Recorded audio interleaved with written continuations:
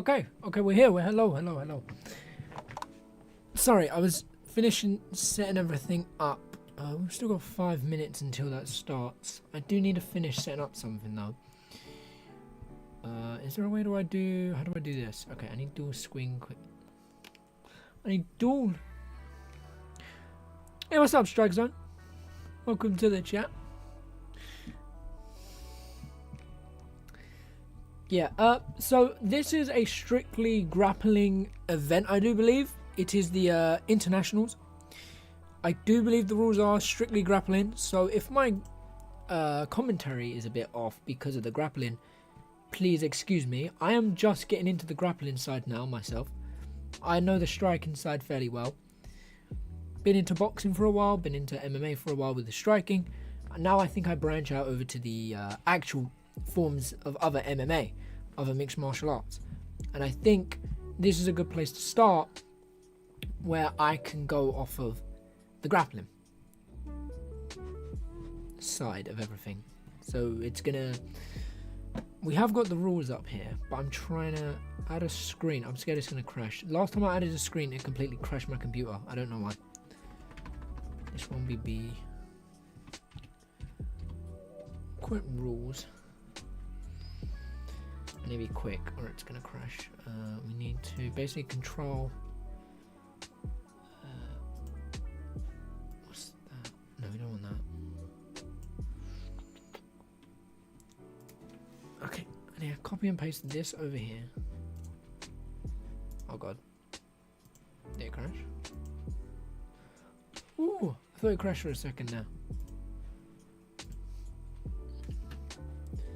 We've still got 4 more minutes until the event starts. Let me load it up though while we're sitting here waiting.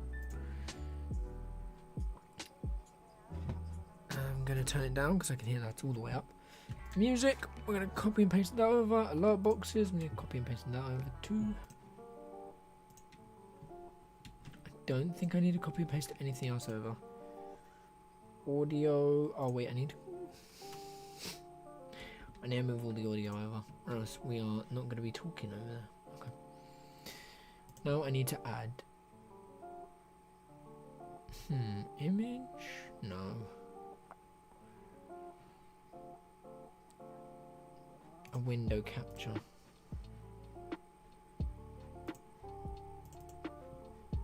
A specific one. Streamlabs.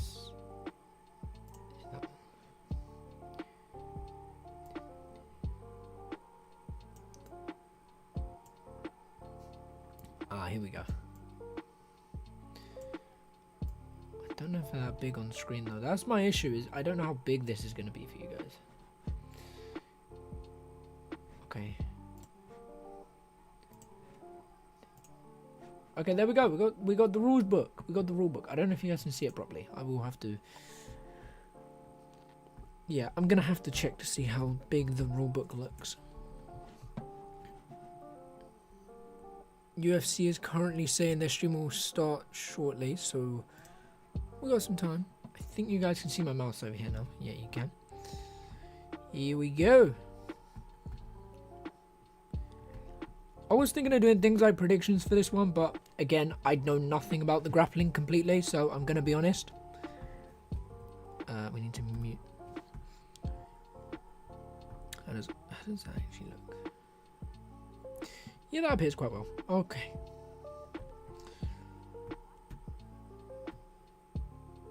It's appearing actually very well. Shut up, phone. You can go down there now. Okay, cool. Right, so the rules. Let's go over the rules, shall we? Let us go over the rules for this. I want to F12 it, but I know what will happen if I F12. F11 it. Let's go completely put it in full screen. It's just going to break it. Okay, so the rules for the international series and how scoring works.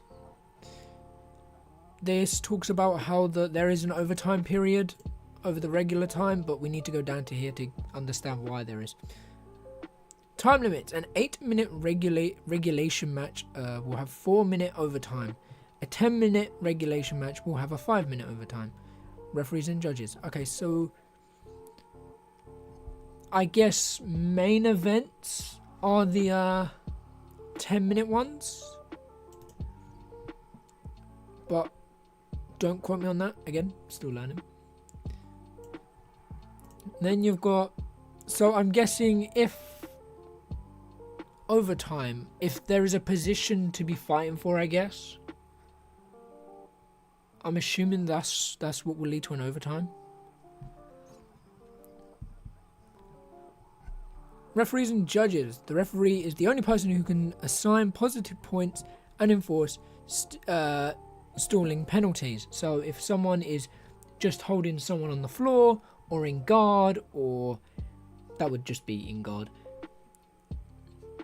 or is just, I don't know, what's the one where you're just on your ass while the other one's standing up? I can't remember what positions, but that, I'm assuming that'll be a form of stalling as well, because you're just kind of scooting after them while they're walking around. That's kind of stalling.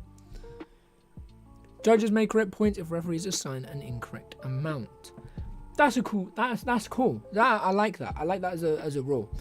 I feel like that should be a rule in like normal combat sports. Say if someone gets knocked down, the ref doesn't see it and doesn't believe it was a knockdown, but a judge sits there and goes, actually, you know what, that was a knockdown, then I feel like that's what they should do. Okay, they're starting off now, I think.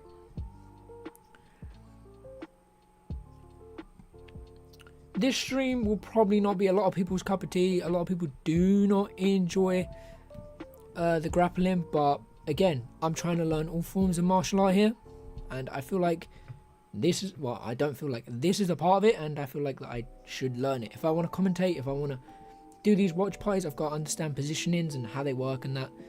And I feel like, why don't I just do it under pressure? Why don't I just do it on a stream? I have no idea what I'm saying, no idea what I'm doing. If I get it wrong, we learn from it. Should the bout conclude without a submission or a point? Okay, so victory. Okay, so there is, well, we knew there was points, but it's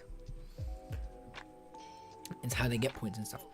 The judges shall assign the bout in its entirety to determine the winner.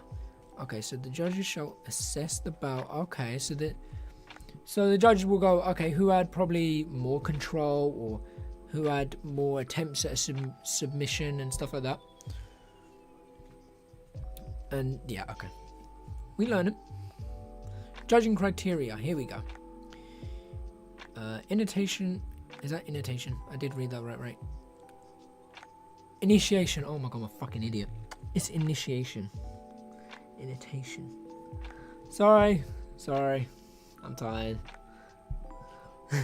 Initiation of effective action. Positional control and submission attempts. I had a feeling that would be a thing. And duration of control. Okay, so duration or control. So if you have top mount for, say, where is it? However long. Say you have 8 minutes of control time, you'd win the bout. If the other guy isn't really controlling as well and trying to submit you, to be fair. Managing the competition area. This thing is actually quite small for me. Oh, see, I can't make it too big, because then it fills the screen out. Actually, can I zoom in? Oh, that's better. Let's zoom in a little bit. I'm a little bit blind, I can't lie right now. Upon referee discretion, competitors nearing the edge of the matted area will be paused and repositioned towards the center of the competition area. Why am I doing that, actually? I know this thing likes fucking talking every minute, so I'm going to turn it off. Athletes are expected to maintain a best effort to compete in the center of the competition area. Okay. Positive points overtime only. So this is how you get positive points in the overtime. Passing the guard is 2 points. All sweeps and reversals are 2 points. Knee on the belly is 2 points. Takedowns are 2 points. Mounted positions are 2 points. Note, all scoring positions must be maintained for 3 seconds to earn positive points. So if someone gets a sweep and they just get back up, then it doesn't count. Unless they're down for like 3 seconds. Negative points penalties. Point deductions may be incurred during regulation or overtime periods. They're currently showing. Oh wait, you guys can't see it. They're currently showing off, I think, the full fight card here.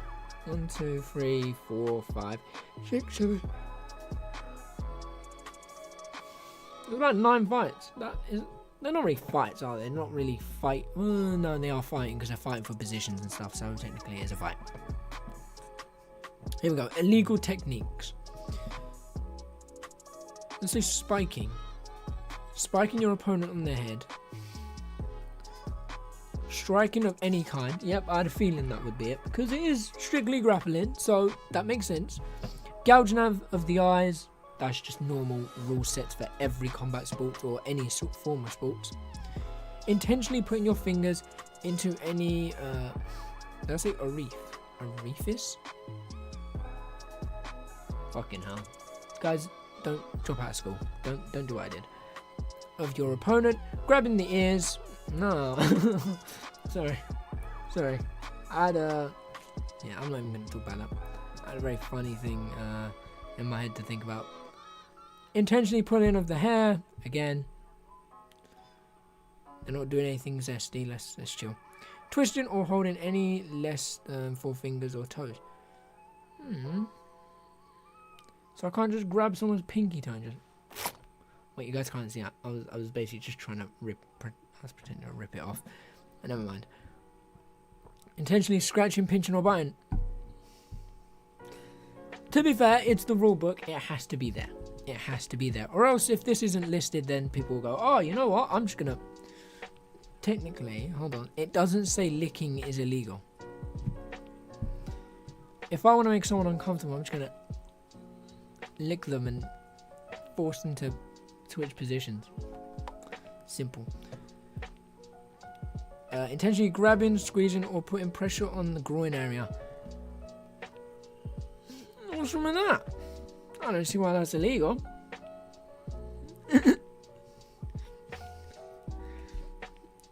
I mean, it technically doesn't say it's illegal. It doesn't say I can't just lick someone. So they're pissing me off. I just... Yeah, that'll get them away from me, right? See, but that's a bit annoying. What if I just want to grab and twist someone's fucking pinky toe? That's annoying. I wish I could do that. What else we got? Groin area, again, yeah. Classic rules, has to be there. But, again, why can't I just... If they're squeezing my neck, come on. I'm unintentionally going to just accidentally hit them in an area that I probably shouldn't. Intentionally holding of your competitor's clothing. So I cannot stick my fingers in their shorts. Well, that just ruins the fun. Sorry. Slamming. Slamming is only allowed when a combatant is using the slamming technique as a method of escaping a fully applied submission. Ah, yes. If you're being choked out, you are allowed to slam your opponent as hard as you want. But if you are not allowed to slam your opponent. I'm not allowed. This wouldn't be my sport. No, I'm joking. It probably would.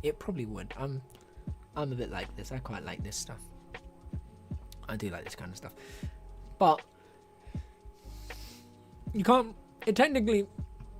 Would you count rugby tackling someone as slamming them? That's my question. Does rugby tackling count as slamming someone? Because, yeah, it would, wouldn't it? Because you kind of lift their legs off the ground and you're kind of putting all your pressure onto them and the force, and it just slams them down. Yeah, okay. Never mind. I'm trying to be smart about it, but let's be real. I'm not that smart. Okay, so I think we've read the rules. I understand it. I should really search up here. I should really be searching up the positions that you can get. That's what I should be doing. But we have got the hashtag up here. I'm too scared to click anything of here because there's been a huge thing going on Twitter today, and I kind of don't want to go there right now. Big thing in the UK. I'm pretty sure this is actually live on YouTube as well. Oh wait, they're showing off the rules on the stream right now.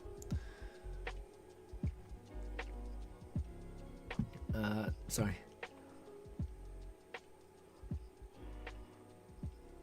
A submission at any time wins the fight. Wait, did I say win the fight or win the round? Oh god, I'm assuming it wins the fight automatically. It's gonna be the same as it's gonna be the same as, well, mixed martial arts, except this is the grappling side of it all. So yeah, I've got to be very careful because I might accidentally show an illegal stream that's going on down on Twitter, and I kind of don't want to do that. Although I will check for you guys. I do think it's live on YouTube. Hold on. Maybe no type or caps. That'd be smart. We're gonna go back to this for a minute. We don't need that on. My computer is lagging for a second because I have just switched everything around. Yeah. Okay. So it's live on YouTube. If you guys wanna. Wait, hold on. YouTube might be ahead. Yeah, we might skip this whole fucking UFC Fight Pass bullshit. Oh. No, I'm an idiot. Oh my god. Okay, yeah. We have Christian Guzman coming up first. Oh yeah, YouTube's quicker. YouTube is a lot quicker. YouTube's already starting the fight, while my UFC Fight Pass hasn't even started yet. So we have what's his name? Falcao shoots in. I'm just gonna try and copy what commentary saying so I can learn. Guzman. Again, like I said, this isn't really. Could I show this? No, I can't, right? I can't. I'm trying to think if I can show it. They stand back up.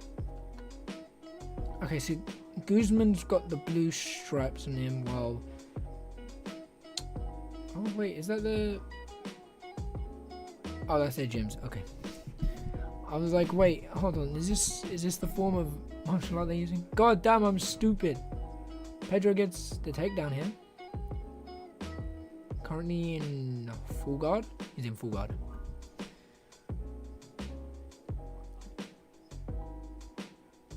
Guzman's on his back. Pedro's trying to switch into half guard. Guzman defended it. No, wait, hold on. He might still be getting it. Never mind, I might have been looking at the wrong thing.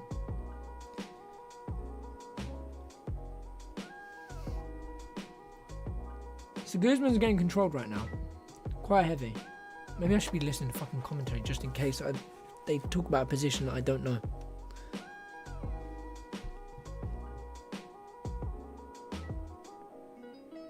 I think they're talking about Guzman because Guzman does have butterfly legs. Butterfly? I'm trying to remember. God damn. Wait. Something happened there. Was it where Guzman's foot was? Not where Guzman's foot was.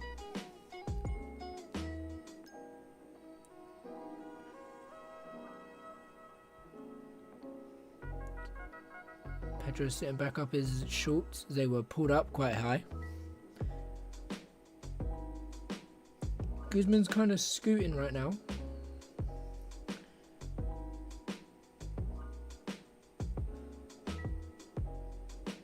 Pedro's fighting the hands. Guzman's just staying on his guard. Pedro's trying to pass guard here.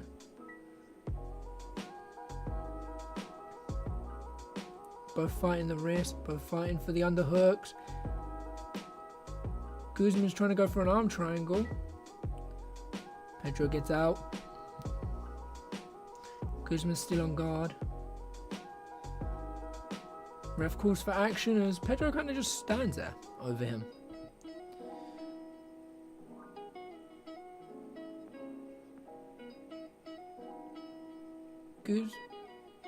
Ref says action blue because Guzman is kind of just sat there in guard right now. But Pedro also isn't doing too much either. Pedro's going for the wrist, trying to control the hips as well. Now he's gone for the legs. Trying to get back of Guzman. Guzman defends it.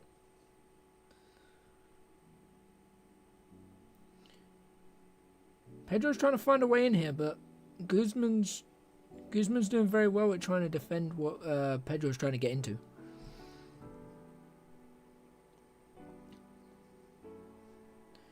Guzman's got the left leg of Guzman. Pedro has the left leg of Guzman. Left leg? Left leg.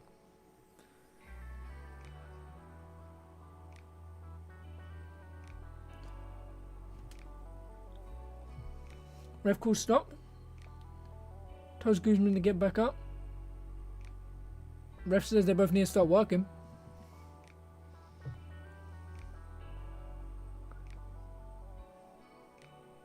Wait, is that Jason Herzog? How did I not notice that? God damn, I'm slow. Double leg from Pedro. Guzman's got a what's it? Guillotine. He's got the butterflies. Pedro needs to kind of fight that arm. Well, at least I shouldn't really be speaking here. I have no idea. He's trying to get his hips free. And he's also trying to free the hands. Oh, he got his head out.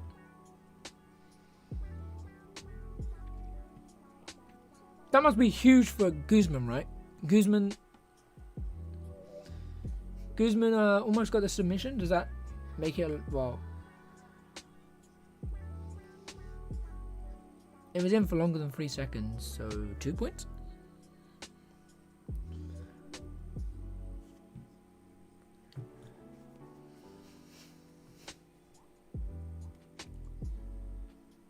Guzman's currently on top.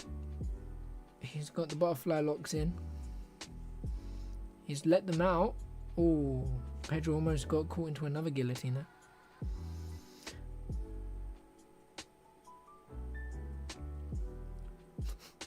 Herzog fixes the shorts of Falco.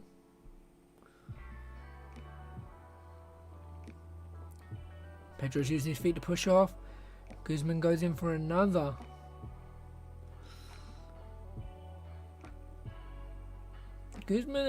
Guzman keeps trying to go for the guillotine.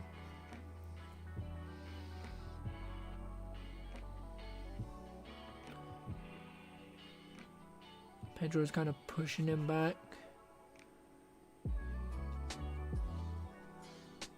Guzman goes down, ref says up. They continue.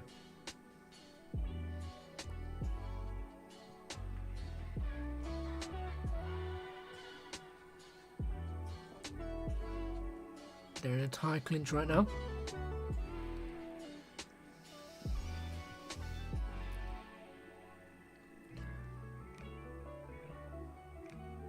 Pedro kind of... I'm trying to see what Pedro's trying to do. Pedro tries to go for a double leg. Guzman read it, defended it. Going for another one, he gets the takedown. But Guzman's got the guillotine again.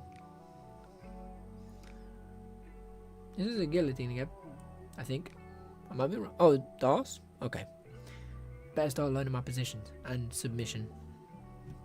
Actually, I've got a laptop in front of me. Why not I just use that at the same time? A DAS check.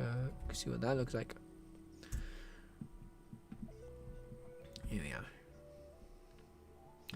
Oh, DAS is kind of... Okay. We learn him.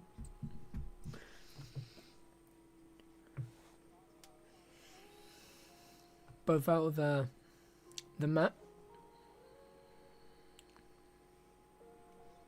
Did ref say something about taking point? Yeah, he did. Okay.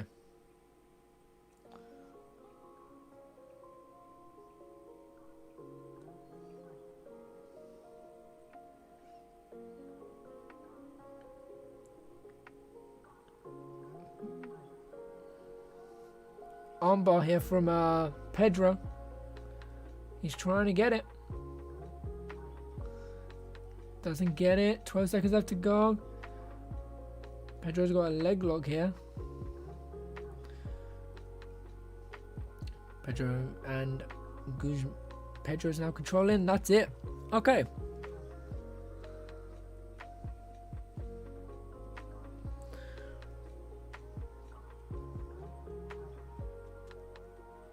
Okay, so overtime happens no matter what, correct? Overtime happens no matter what, as long as there's not a submission. Single leg attempt there from, from Pedro. Pedro didn't get it. So, Guzman reversed it. Almost getting, oh, this is the guillotine one. This was almost the end of Pedro here.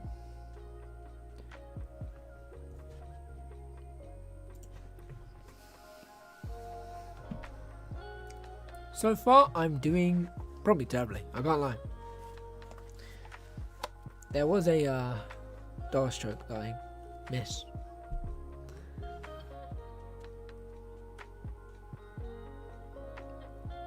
Okay, so 4 minutes of overtime, I do believe.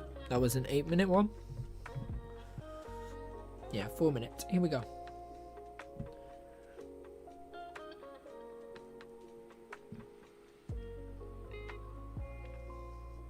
Pedro grabs Guzman's lead leg, pulls it in a little bit. Both trying to get a takedown here. Guzman gets taken down by Pedro with a trip.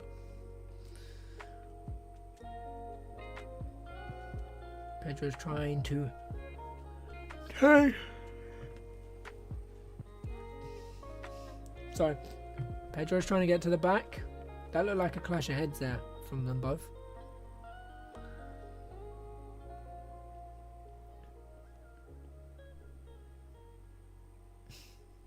I'm gonna have to learn what...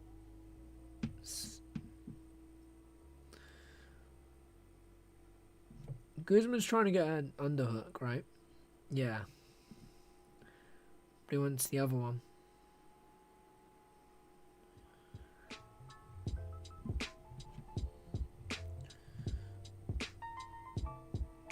Oh, Pedro's 2-0. I didn't even see that. Damn. Pedro had a lot of control, right? Then he also had the submission attempt at the end, but I don't think it was in for like 3 seconds. He's going for the back. Guzman's trying to get back. Pedro's going for the back mount here. He's trying to lock in the body lock. Guzman goes on to his side.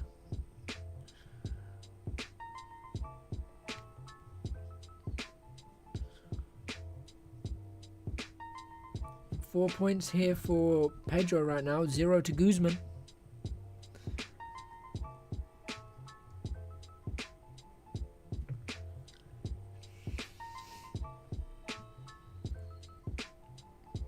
Pedro's trying to get that body lock in like that. Yeah, that's it. Body triangle. Damn, how am I forgetting some of these names tonight? Well, to be fair, that's the first one I forgot.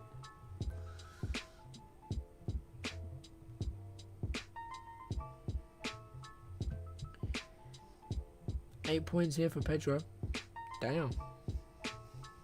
Pedro's dominating this fight right now, according to the points at least.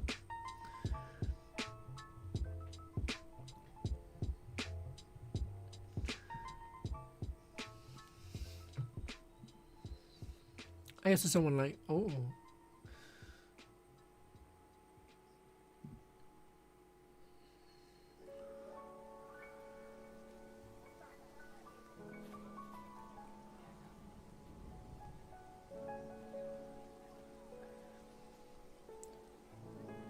Damn, commentary says so much. I have no idea what's going on.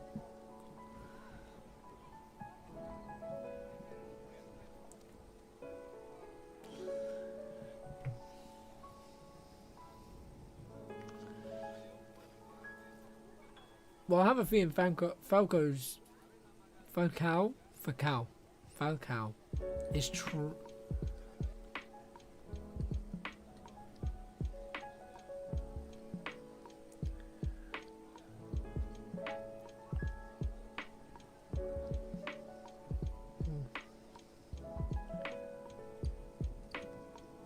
I mean, everyone's going for a submission, really, aren't they?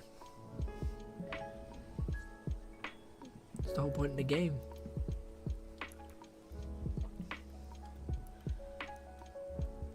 Closing seconds. Pedro's on his feet.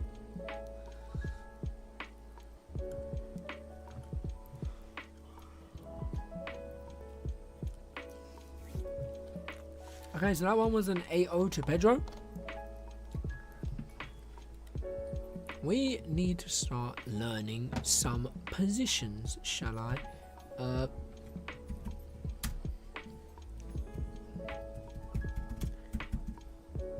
we go. MMA grappling positions.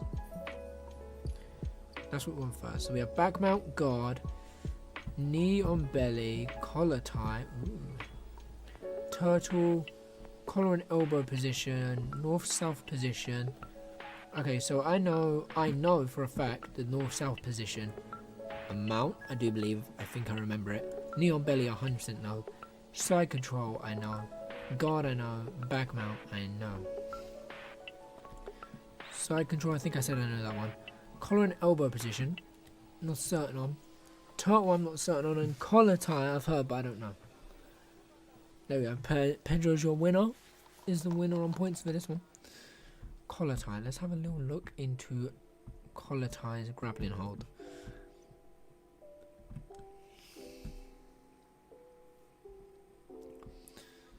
Yeah, collar tie. No.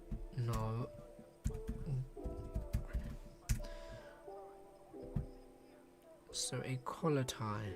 Oh, this is what they're in quite a lot. Okay, collar tie is what they're in quite a lot.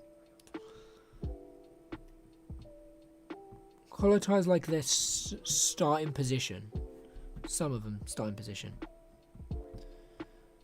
So now we want this one, which is the collar and elbow position, which I'm assuming is... Okay, so it's basically the same except the... I'm trying to see. It's an... Hold on, let me see.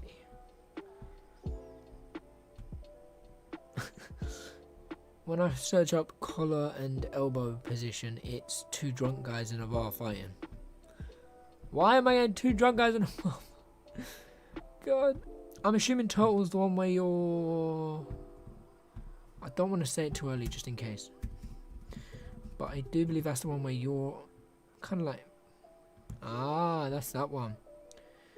That's where you're basically switching to... Well, where you see most of them just switch straight to back mount. They kind of get turtle and then they go right over to back mount. Some of them don't even do that. Some of them just go straight to back. So turtle is where you're hanging off the edge basically instead of like being directly on the mount, on top of them. Okay. Now it's this the one that I want. Okay, so the elbows lock basically. Okay, so the collar and elbow position is where the elbows kind of overlock each other. Is there any more that I need to know? Probably, right?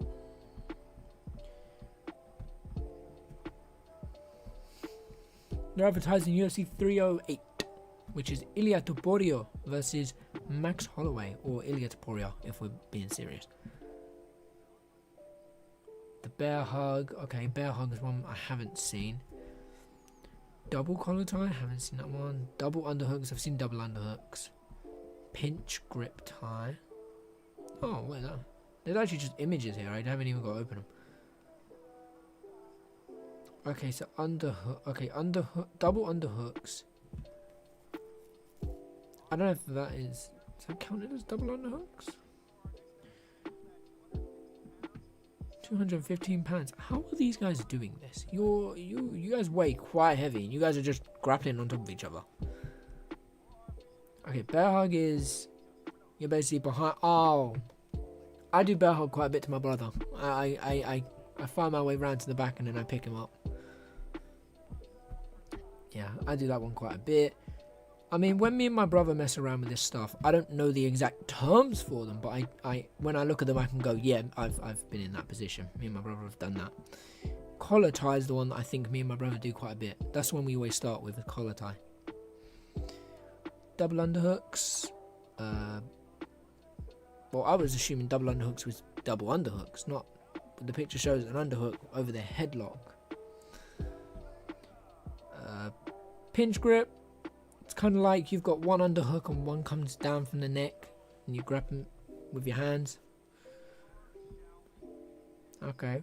I will have to keep going over these. I need to kind of engrave it in my head, so when we stream more, it's stuck in there. Here we go. We're on the second fight now, by the way. We have Almeida versus... They say Johan Tyson. We have Tyson up now. Tyson is got the blue pulse guard already. I know what pull guard is. I do know that one. But that's why I don't say it properly. I don't actually say it as pull guard. No, I got a fucking ad. That's the only issue with YouTube. YouTube gives me ads. Damn it. Apologies, that boy. We're currently watching an ad.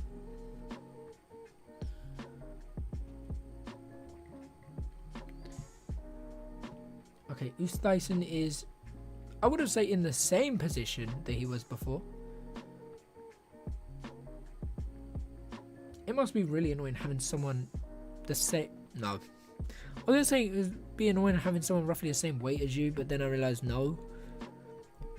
But two big guys, it must be a little bit annoying, right? To just have someone grappling all over you. Because if someone's a little bit stronger than you, then... Did I say Ashi? I don't know what that is. But Tyson is going for a heel hook. Almeida's kind of trying to pull him off. Now he's trying to switch positions. A roll here from Tyson.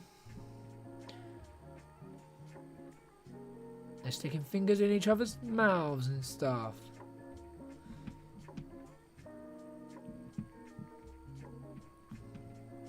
Normally I wouldn't find this stuff interesting or entertaining. But this is...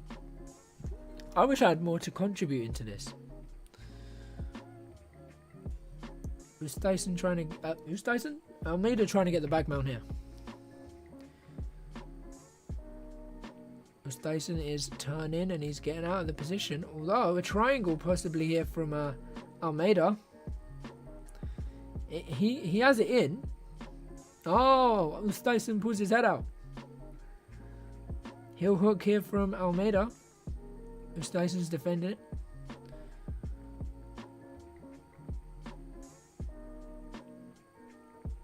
These two are trying. Like, these two I'm seeing are both trying to submit each other.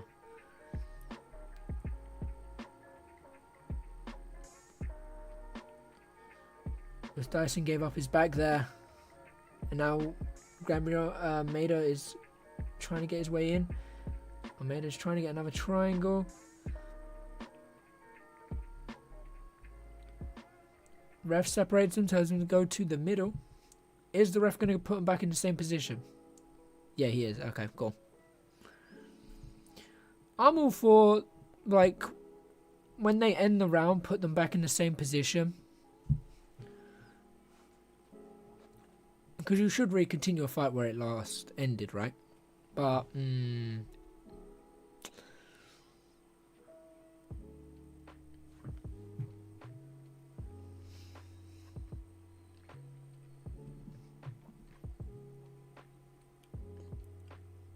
Almeida kind of threatened a choke there. As Tyson is defending.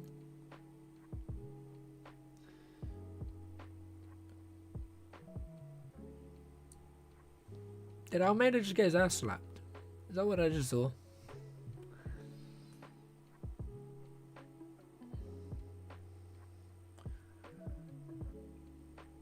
Was Tyson getting told to do some action here? Tyson's got to be very careful where that knee is. That knee almost hit Almeida in the head. Almeida about to lose his back.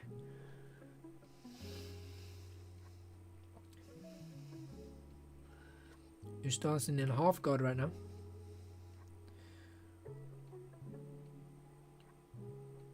gonna look to switch here.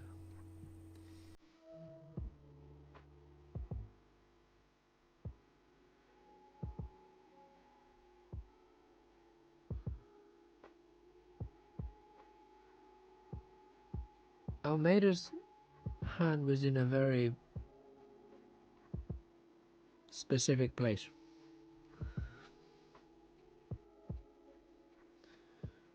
Knee on the belly there from Tyson, sorry.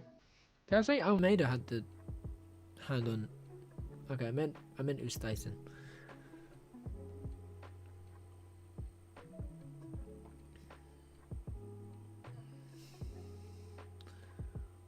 Ref says action to them both.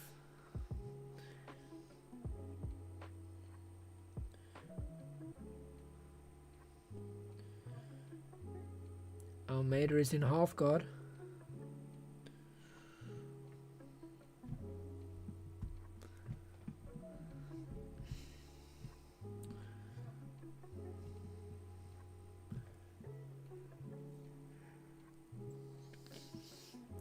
Ref calls break.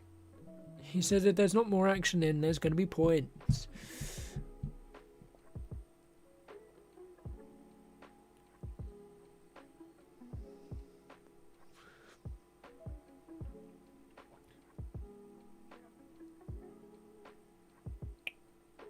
I felt like they were working, but I felt like they were working a bit slow. Do I think the ref should have got involved in that? No. They were still technically working. No.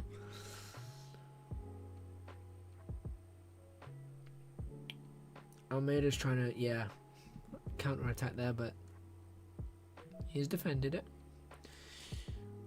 North to south. Going in for a guillotine. Could have switched that out, though.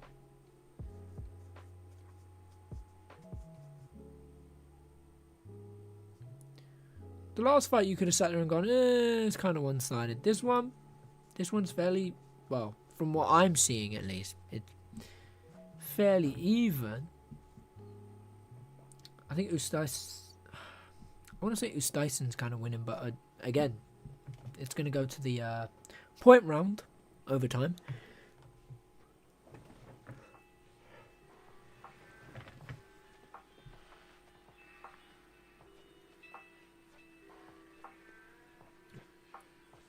Tyson looked to try and go for the arm there. A leg lock here from Almeida. Nice little roll there from Tyson. Both locking each other's legs in. Almeida tried to go for that heel hook again.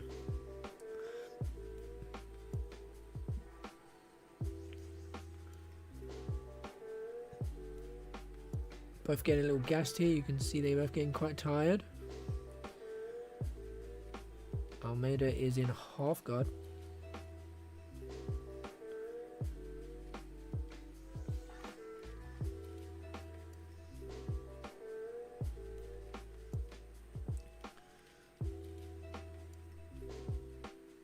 Almeida's now in full guard. Full mount, sorry. He's over their legs. It's mount. There we go.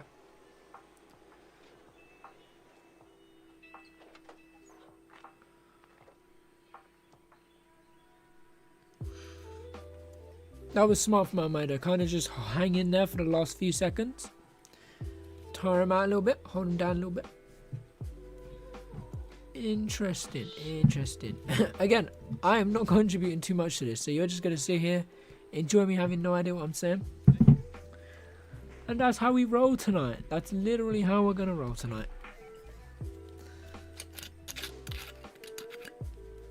I need a drink. I'm thirsty. I'm not having too much. We're not having too much tonight. I don't want to die on stream. I think am I streaming again tomorrow night? I think I'm streaming again tomorrow night because I know I'm streaming right.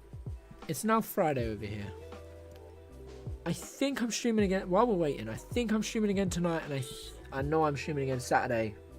90% of Saturday because BKFC, UFC, and then you've got the other thing on. There's two other things actually on that day. You've got Artur Beterbiev versus Dmitry Bivol, and then you've got the MVP boxing. So we're watching a bit of every single combat sports this week, I think, except the specifics like karate and judo and all that. Oh wait, we're back. Sorry, my bad. They both have -1 point. No, I don't know if that's because of the ref or if that's because the judges felt that that's how it should have been.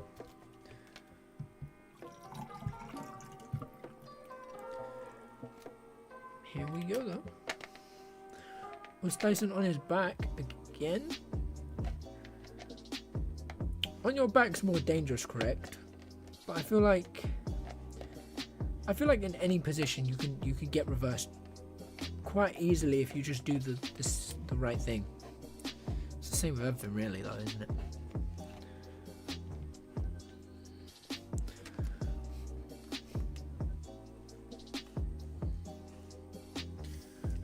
Tyson. Almeida is in full guard. No, he's in half guard. Is he in full guard? Now he's in full guard. No, he's in half guard. Sorry, I'm looking at the wrong people's legs.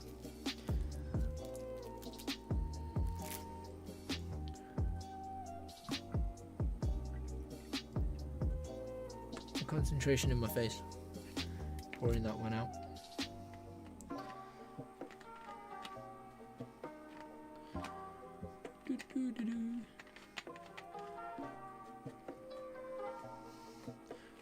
My question is what? Oh yeah, it goes to a judge's decision.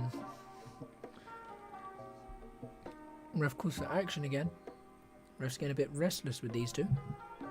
That's like the third. Ow, ow. Sorry, I got an issue with my hand.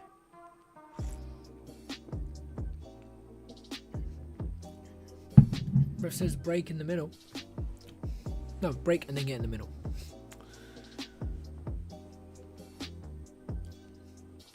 Tyson's in pull guard right now. Almeida's kind of finding his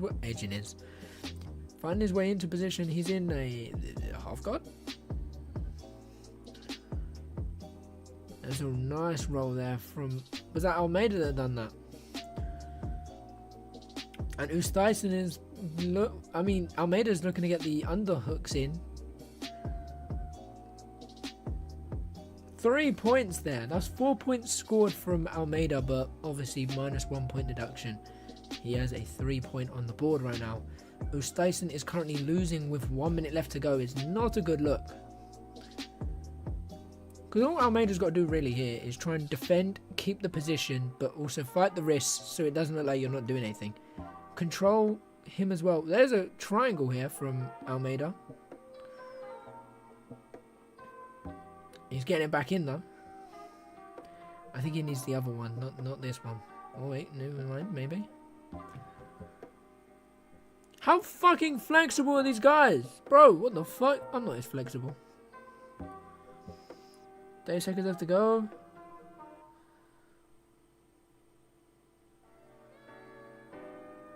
I wonder if Tyson's going to kind of let it get to him and try and... Yeah.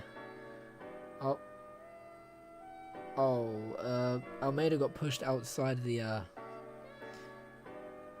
mat area.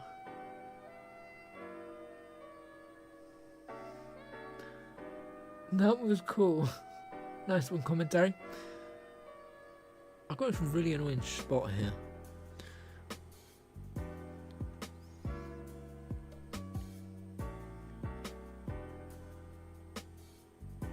And that's it. Yeah, Tyson's lost. Almeida won 3 to -1. Yeah, 3 to -1.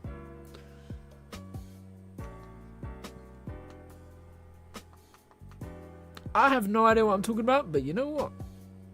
I'm actually having a lot of fun. I don't normally enjoy just the grappling side. If I just go here, that's gross.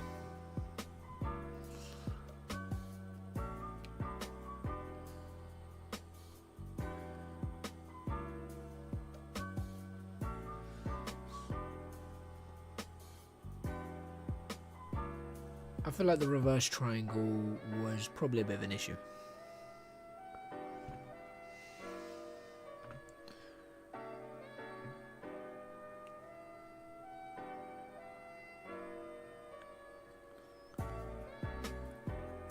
For someone like me who has no idea what he's talking about or looking at right now. Well, no, I know what I'm looking at. I just don't know what I'm talking about. Who does the points?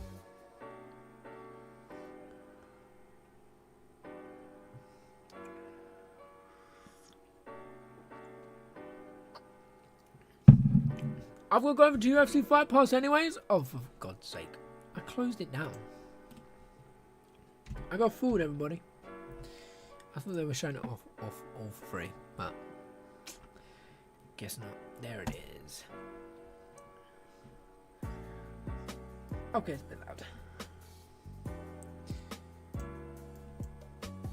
Okay. It says live events every weekend, which isn't always true. Cage Fury. Oh, we should be watching one of these, man. What am I doing? I should be on. Oh, they're advertising slap. Oh, here we go. Rear mount. Which is back mount. Mount. Knee on stomach. Knee on belly. Side control. Okay, let's see how side control really looks. That's true side control.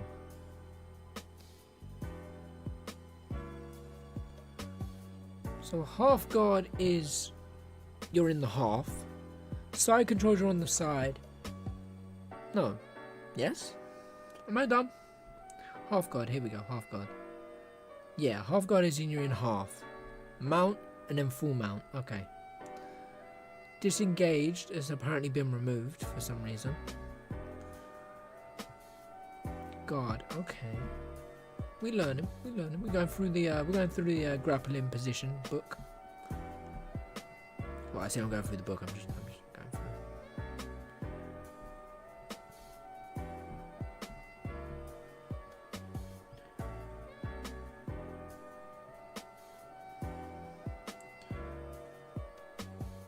Cindy Un, is that her name?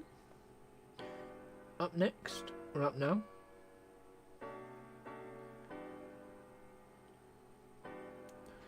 Did I say black belt versus black belt? Damn! How high is a... Hold on. Black.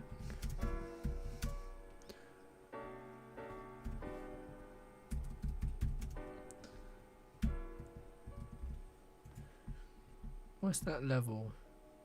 An expert level of technical and practical skill. Oh, damn! Okay. Okay. I don't think we have any wrestling classes or Brazilian jiu-jitsu or jiu-jitsu as a whole or karate or any of that stuff around near me. So it sucks. We have an MMA gym, but I kind of want to go learn specific martial arts before doing that stuff. But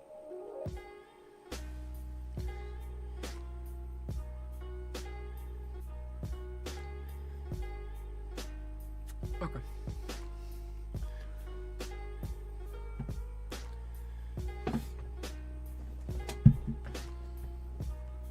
We're about to go into the next one.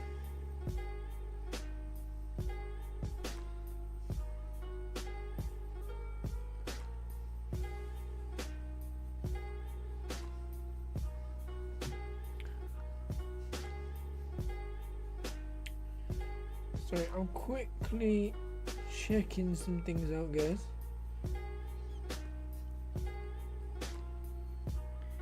Can see Mora versus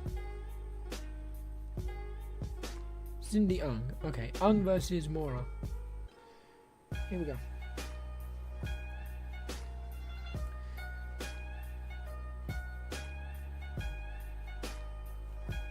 Wait, no gi? Can they wear gis? Is there gi ones? Hell yeah!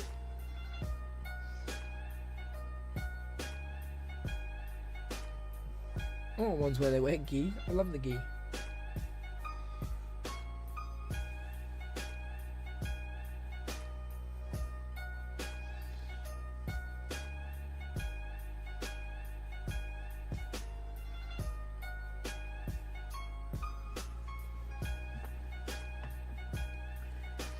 Here we go. Oh, Jason Herzog is back. Jason Herzog might be getting paid good. Mora versus Ung. Ung pulls guard instantly. Like, instantly. Mora goes in for self-control already.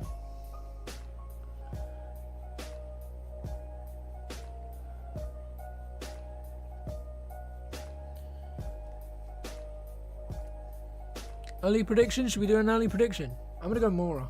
I think Mora is going to win. What is the point in pulling guard? You are risking everything by going on your back instantly. Is there a reason behind pulling guard? Am I a melon? Actually, I am. I know I am. But I want to know the reason behind that. Maybe it's the submission attempts you can get in there. Because you can get in the triangles. I'm trying to think what other things you can get it in. See, one that I can think of on top of my head right now. Which, it seems like Ung's going for the when it comes to me, the triangle.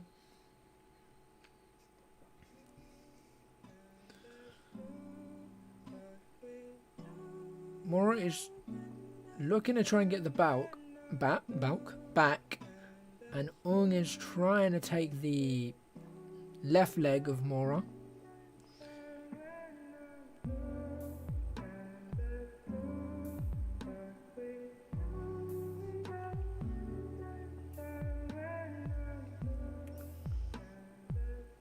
Will Herzog start getting restless with this positioning and this? He's letting it go on a little bit. They're working though. They're better working. Mora pushing down on the legs of Ung. She's in side control now. She's in turtle mount. Turtle. It's just called turtle. Now Mora's on back. Cindy's going for the rear naked choke, but she fell off the back. She's back in turtle. She's got one under the chin, but she needs to get back on the back to if she wants it to do any damage. God damn it.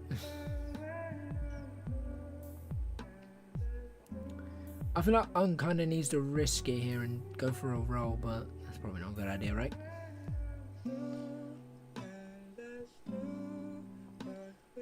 Ung is I want to say she's defending the hands, but I can't really see where her hands are right now.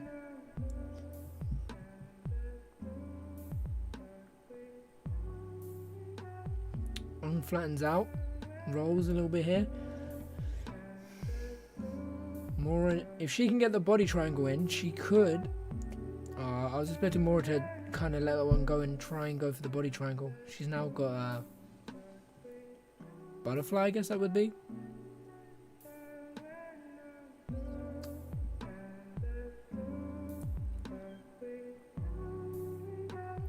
Ung is flattened out.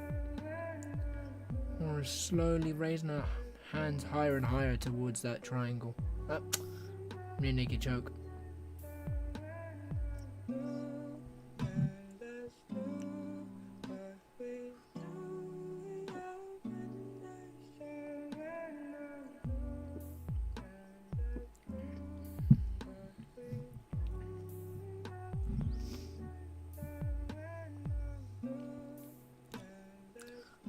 Kind of just spaced out there, I can't lie.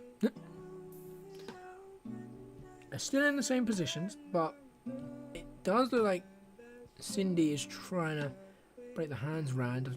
Mora's pulled her round. She's got the locks in. Ung's trying to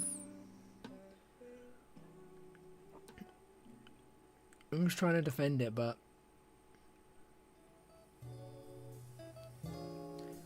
that must suck to have your nose crushed.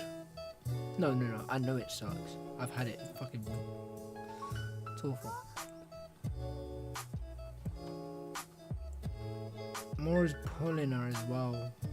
The bottom of her, and then she's pulling the top as well. That neck crank is nasty. Although, she defends it. She's out. But Mora's getting back on the back again. Would you not want the body triangle? I feel like the body triangle locks it up a little bit tighter. I mean, obviously these guys are more smarter than me. They're pros, but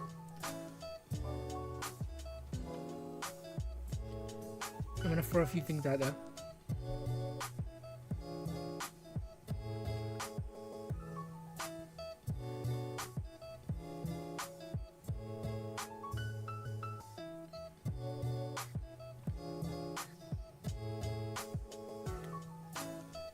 Yeah, Mora's kind of falling off the back here.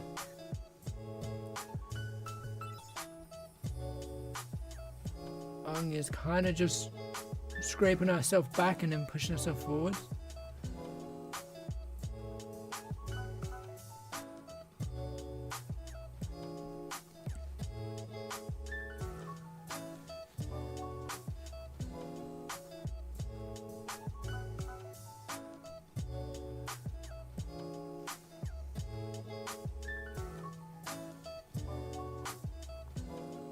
I am not contributing too much to this right now.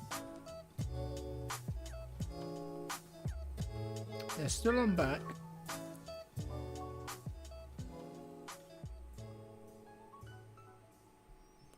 Mora is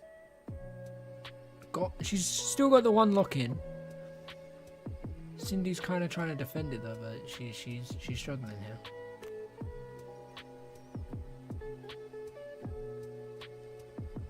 One minute left to go. Wow, I didn't even realize.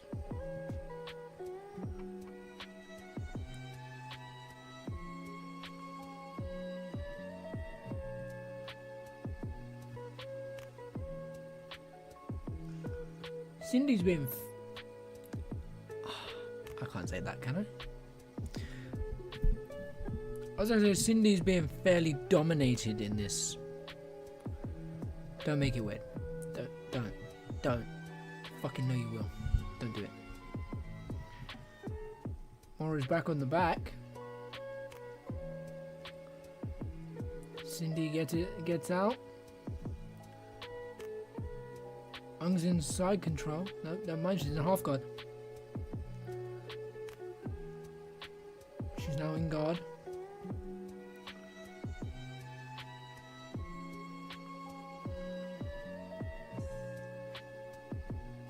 Cindy looks a lot smaller as well. She looks tiny compared to Mora.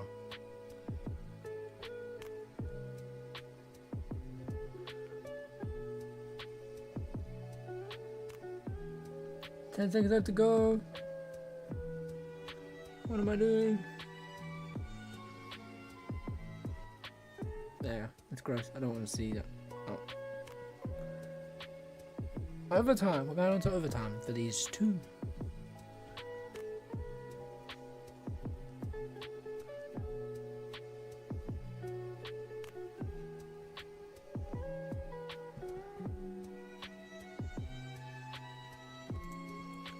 What does Dana White actually think about this stuff? Does he ever say in this? Or is it just streamed on Fight Pass? Did he actually care? That's my question.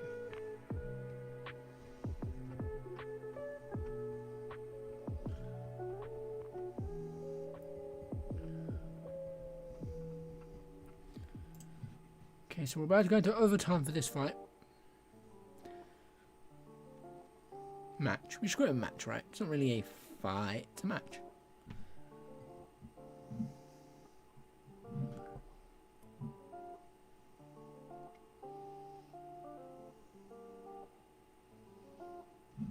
That looked nasty. That did look nasty. Thank you, commentary.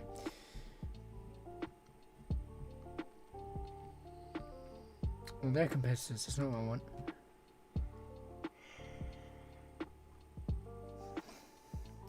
I'm gonna flick my lip up. General techniques. Why is our eye gouging on here? Is that not illegal? I mean, it is, but yeah. Fish hooking, that's illegal. Grappling hold, hooks. They're back, by the way. I think Cindy also pulled guard already instantly.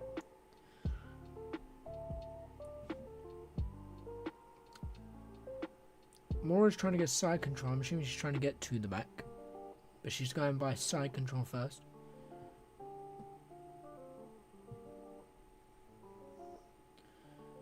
Half guard? Half guard. We're in half guard right now.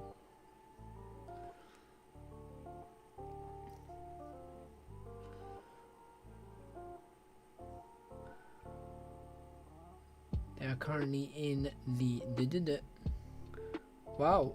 Mora pulls guard instead. That's why I say something and then Mora pull guard route as I said it. Never mind.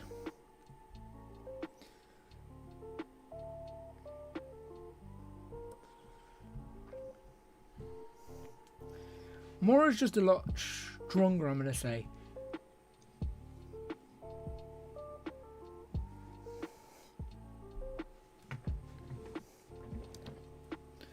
Oh. Ugh.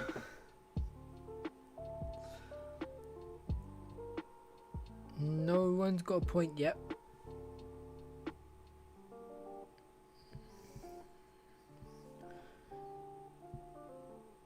Cindy's up. Mora's trying to get back again. She's going for it. She's on the back.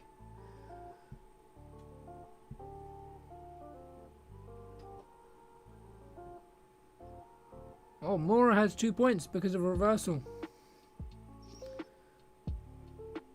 Maybe we should go after the rules again. Damn, I'm.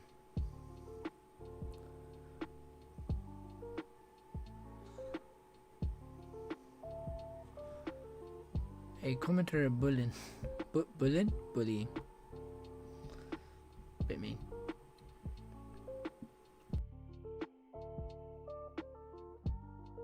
Series for UFC Fight Pass. It's on UFC Fight Pass. It's the grappling side of MMA, I would say. Let's just say I'm learning on the job. And it's not going well. But I am actually enjoying it, I can't lie. Normally I'd see him and be like, oh man, I'm not a fan of grappling. But this, 6 points for Mora. What did I miss? Damn, I missed something. 1 minute left to go. Yeah, I think Mora is a lot stronger than Ung, because Ung keeps occasionally my hand will just sting. It's annoying. Ung just keeps getting controlled quite effectively, and Mora keeps finding her way to the back. Of course, that isn't just over strength, that's over grappling intelligence. Although, the forearm is in, the locks are in for Mora right now. She's trying to apply as much pressure as she can. Ung's fighting it off. She couldn't peel it off, so she pushed up the elbow and then peeled off the hand.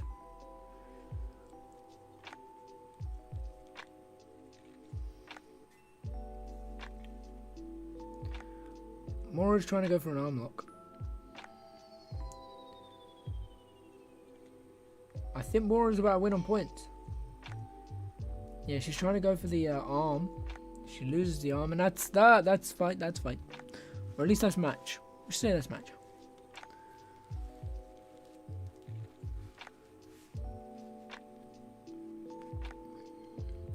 Ung stands up and pulls Mora up with her.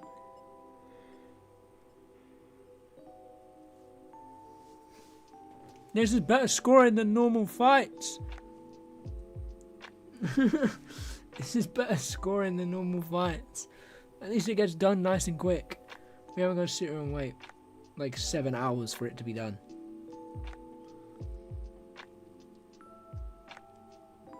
I've got an annoying fucking spot there. Oh no, it's a cut. That's a spot. My bad.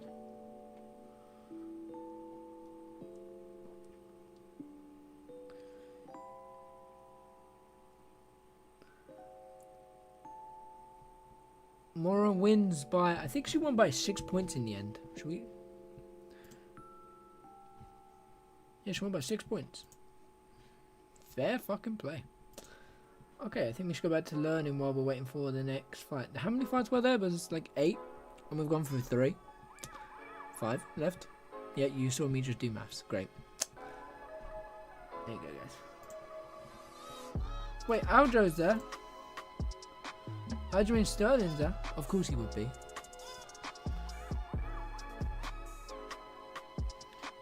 Oh, that's multi-view. That's not what I wanted. Rose Namajunas versus Zhang Wei Li is being shown off on UFC Fight Pass right now. UFC 268. I've paused it by mistake. We're not watching that though. We're watching this. We're here to enjoy some grappling.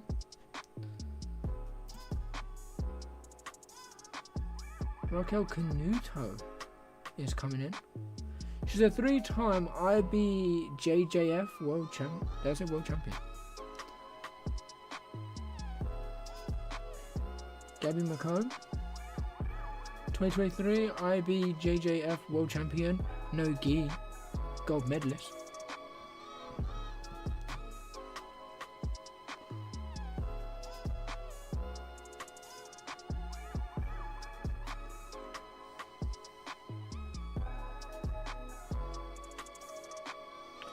How did Sketch somehow get on the UFC power slap?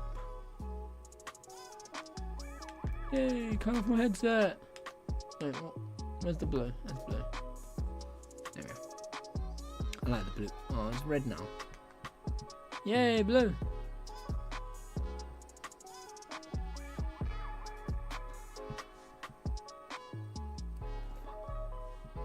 Oh, it's all colours.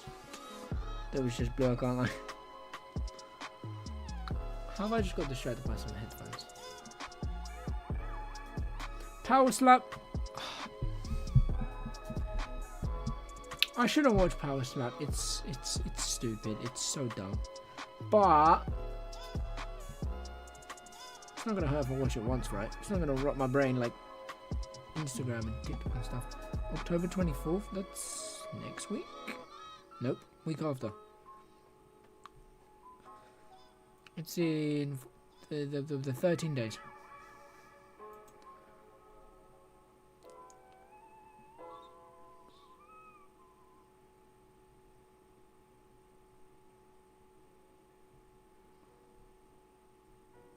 Cisneros versus Sosa. Why did I say Sosa? Sosa versus Cisneros. How have I only just realised it's being done in the Apex? I'm very slow.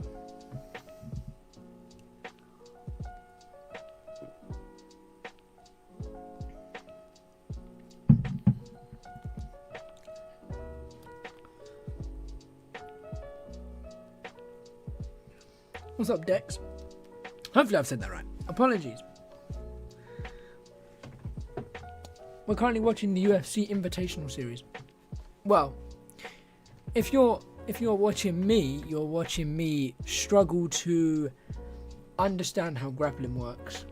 And Invitational series, I'm assuming it's I call it the grappling side of MMA, but yeah, I'd say it's right now it is. It's blue. Yeah, right now it's BJJ. Yeah.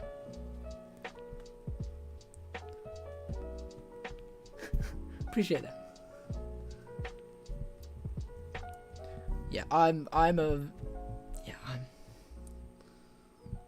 very glad that I did.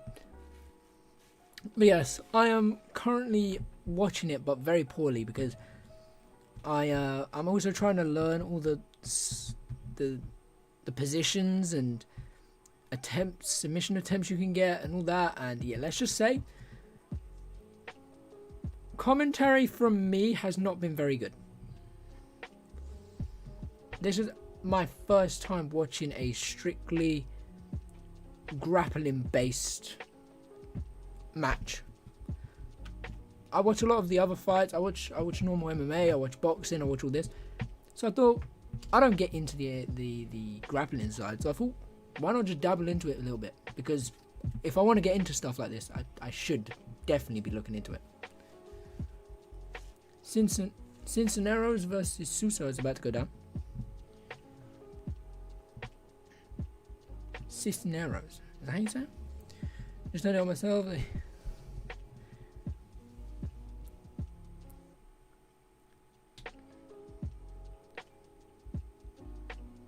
Yeah, which me, I've got no idea. It gets so complicated. I've got a whole like grappling position wiki up right now, and I'm sitting there thinking I have no idea what all these are. When you see people like, say you're watching normal UFC, you see like people Michael Bisping and all them on commentary, and they call out a position. I can sit there and be like, okay, I know that position. But then when it gets into all the in detail stuff, I go, huh?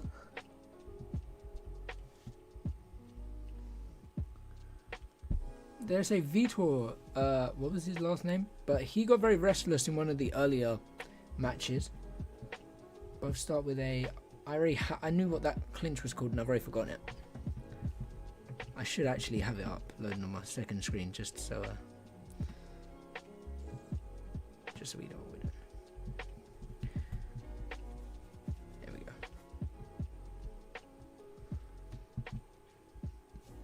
A sweep there attempt from is that Cisne? No, Sousa.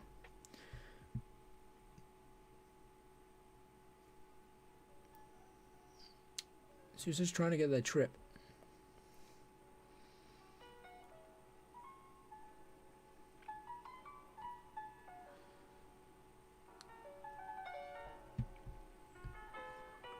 I need to work out the this is trying to work out the clinch fighting they're doing right now. This right now.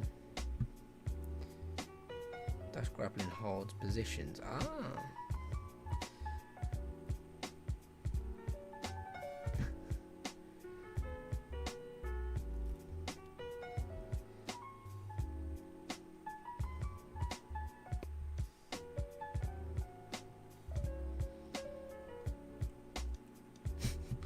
Jiu-jitsu in Philippines. Yeah.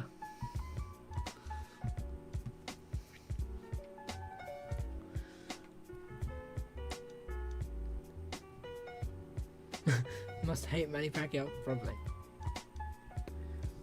Ooh, yeah. What would everyone say? What would everyone say is the? What would you say is the best country for grappling? What country has the best grapplers?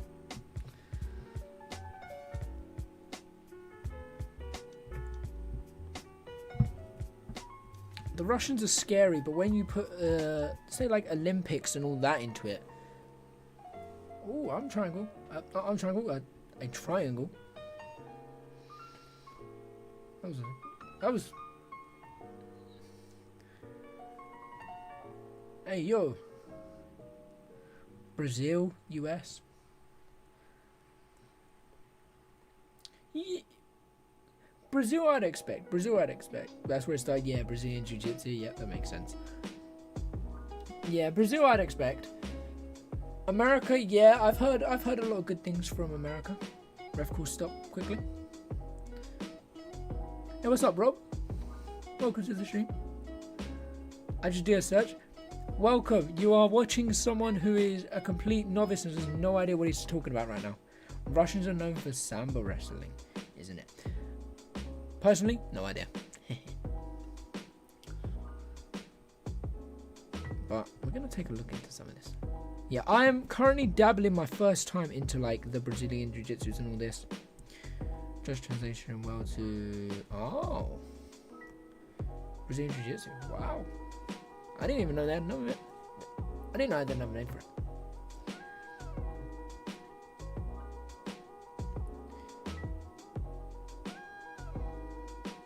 So far, this is the most entertaining...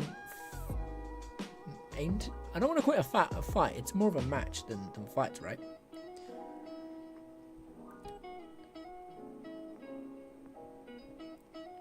I don't know if they wear the gi in the Invitational series, though, because they do occasionally say that not occasionally, they do say at the start of the fight that it's a non-gi fight. I wonder if there will be any gis on here. Sousa kind of went for a... There's so much happening. That's the only issue with me with grappling. Is so much happens that I go to speak about one thing, another thing's already happened, and I'm like, oh. So I gotta get used to just saying what's happening first and then go on to what's happening next. It's two separate sports. Gi and not gi. Oh, what is it? Hey, what's up, John? Is that a... Hold on. I need to check that. Hold on.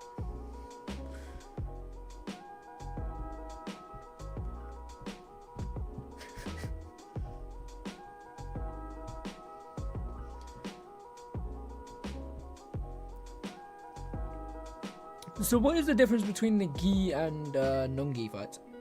Same but different? Ah. That makes sense.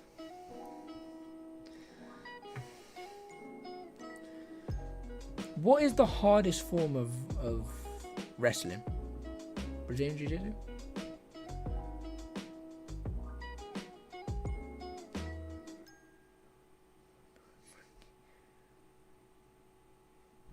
Hey, what's up, Fight Night Frankie? By the way, guys, quick update. I still have no idea what I'm talking about. Oh, no. Uh-oh.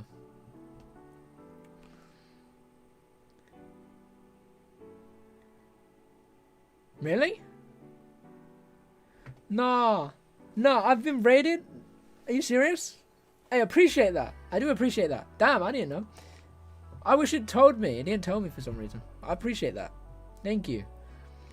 Yeah, so update. I have no idea how I'm talking about it. I see you're live and have no idea what. Just, you know, 3. Hey, I appreciate that. That's cold. Maybe we could talk about Jews. What about them before we get into anything? What about them? See, you know, you're very welcome, guys, for the disclaimer. I shot myself on the first raid too. All on Rob. Oh, thank you, Rob. Thank you. Also, Rob, I just saw you subscribed. Appreciate that. Yeah, that's sick. Yeah, I've never been raided before, so bit giddy, I could say. But then it's also, what makes it worse is that I'm watching the Invitational series on UFC Fight Pass, which is all the wrestling. I have no idea what I'm talking about, and being raided at the same time, so a lot of pressure. I did say pressure builds diamonds tonight, and goddamn, there is a lot of pressure on this moment. Also, I think I need a charger in a minute because this laptop's going to die before we get anywhere else. We have 1 minute 30 left in this match of the regulation part before we go into overtime, if there's no submission here. But it looks like Cincinnati is going for the ankle here. Currently taking time to just adjust their sweat. How am I feeling about this weekend's card? I've just had the notification go off. This weekend's card, I think, see, it depends on what card we're going off of. Let's start with the actual UFC card. With the actual UFC card, I'm excited for a few of them fights. I looked into quite a few of them on my other videos. I do deep dives on them, and I'm sitting there thinking, okay, this is very interesting. The main fight, which is why I'm doing this tonight, I believe could be a very, very grappling. There is an ankle lock happening right now. It's getting reversed. They're both rolling around.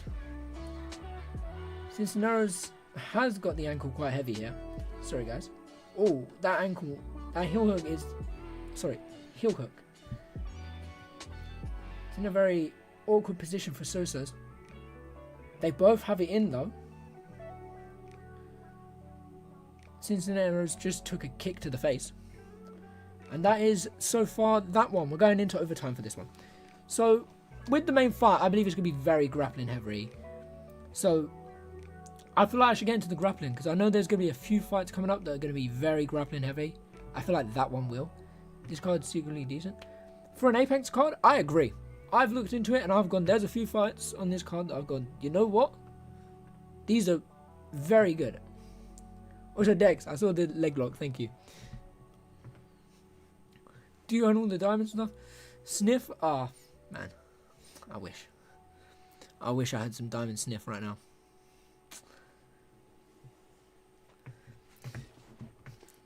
That's my only issue.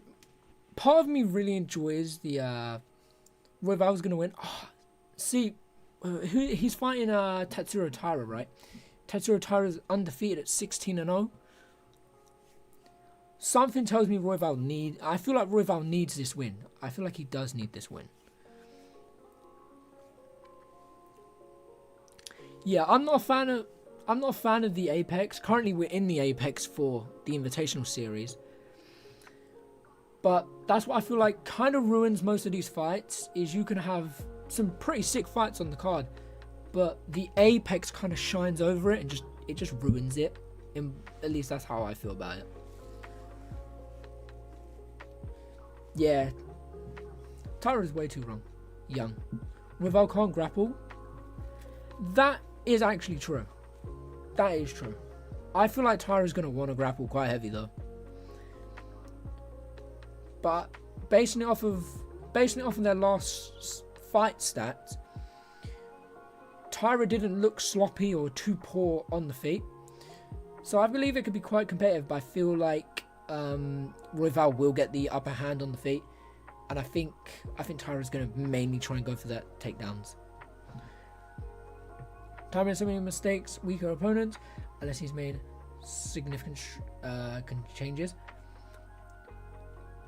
That's what you hope to see, right? That's what you hope to see from everyone. See some changes. He can't, but I think Tyra might stand with him early. And ooh, Tyra could stand early, yeah. As long as... Who has the reach? I think it was... Who had the reach? I think... Oh my god, I can't remember. I can very quick check. I think Royval had an... Hold on, let's see. Royval has a 2-inch reach disadvantage, but he has a 0.5 leg reach, so... He's kind of got to take a little bit of risk here on the inside.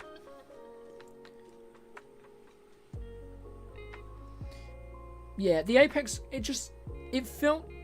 Apex just feels like COVID time again. You know, when you'd watch, like, I don't know what sports you guys would watch other than, like, MMA. But say if you were watching another sport, it would be so dead. The atmosphere would be dead.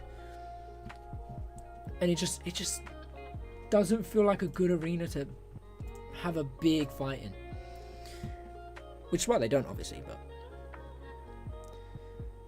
Royval hasn't been against the best for a couple of years now.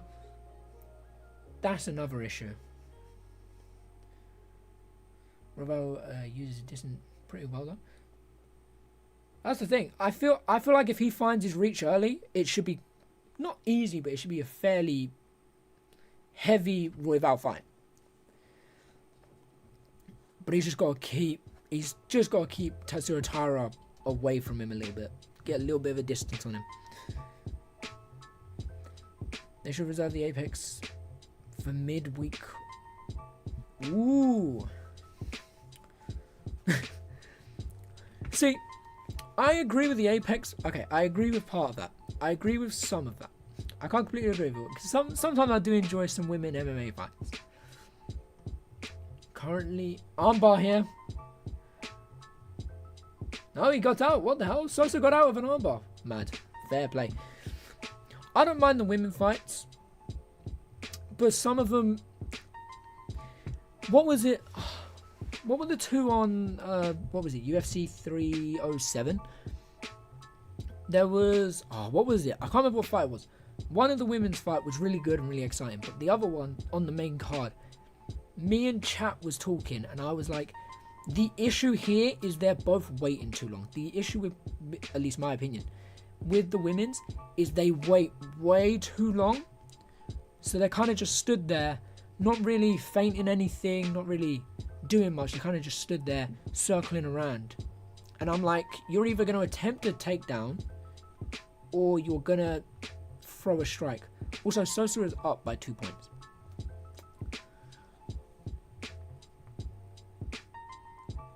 Yeah. Squeeze isn't worth the juice. I feel like women's MMA just needs... it needs that exciting pump back to it. It needs people like Tracy Cortez, or, as much as it sucks to say, because Molly McCann keeps getting knocked out or submitted, Molly McCann. Because it needs the women that are there to fight. It needs the ones that want to fight. When I watch a women's fight, sometimes it feels like they don't want to fight as much. And it's not like they don't, but it's just they take way too long to kind of get into the fight. And then when they get into the fight, it's too late. Because they get into it late in the rounds. Then the next round, they do it again. They just wait until the end of the round. And I feel like they're doing it because they think, if I do something big at the end of the round, I'm going to win. So I'd like to go into a coach and see what they train the women's and how they train for the women fights compared to the men's.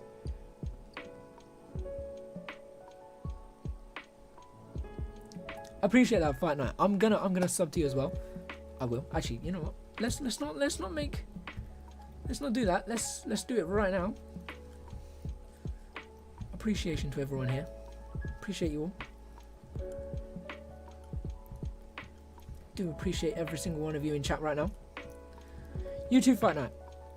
Problem with women's fights is that see, Sniff, I can't disagree here, because there's some that are good. There's some women that are exciting and entertaining to watch, but there are definitely some that are like, pace it up a little bit. Which kind of sucks, because you want to sit there, you want to enjoy them all, you want to love them all, you want to be like, yeah, this is entertaining. With the men's, you want to sit there and be like, yeah, this is sick. But I don't get how women are fighting. Obviously, I get it's all different. I get how it's all different. But sometimes you just want to see them press on the gas. When they press on the gas, I feel like they have that slight bit of fear in the back of their head that goes, you're going to get tired, you're going to gas out. Which kind of forces them to not do as much, not apply as much. And they're kind of in their head throughout the whole fight. They're just in their own head. They're kind of telling themselves that maybe they're too tired or something like this. I feel like that's the issue. I feel like that they just get in their head too much. They've just got to calm it down a bit.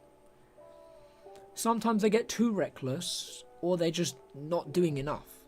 I don't see them reaching a middle section. But there has been a few fighters, there's been a few women fighters who've found the centre of that and gone, there is good and there is bad. But hopefully, obviously this is like a huge hopefully, we get some good women fights come up. Because I'm not against women fights. And you know what? If people are against it or don't enjoy it, then that's fair. People are not going to enjoy everything. There's people out there that don't enjoy men fights, but they enjoy women fights. Again, everyone's cup of tea is completely different. And that is completely fair. And I'm happy to listen to everyone's opinions about it. Maybe we had a women fighter who specialised in submission after opponent taps. Oh, that would be dangerous. God damn. That would be deadly.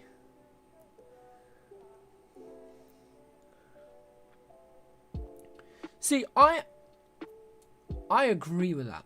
I feel like even though an opponent has tapped, I feel like your job is to not finish the job until the ref pulls you off, right? Isn't that the whole point of it? Is you go until the ref stops you? When you knock someone out, you don't go, okay, you're knocked out, I'm going to stop. Some of them do. You'll mainly want to go, okay, I'm going to go until the ref pulls me off, just in case. Because who was it the other weekend? One of them tapped, the ref didn't see it, and then they showed it back, and the ref was like, yeah, they tapped, and that was it. There's been a few, actually, I've seen recently that have done that, where they've tapped, the ref hasn't seen it, and they've either shown the ref the replay, or then you had, what was the other one? The one where the guy, was it a guy? They tapped, he let go, and the ref was like, what's going on? And he went, he's out. And then the ref finally checked. Oh, what ref was it? I'm trying to remember what ref it was as well, on top of that. But here and there, you get good women's fights. Here and there, you get bad women's fights. It's the same as men's, really, because obviously with women's, it's a lot more frowned upon than men's. It's a lot more frowned upon than men's.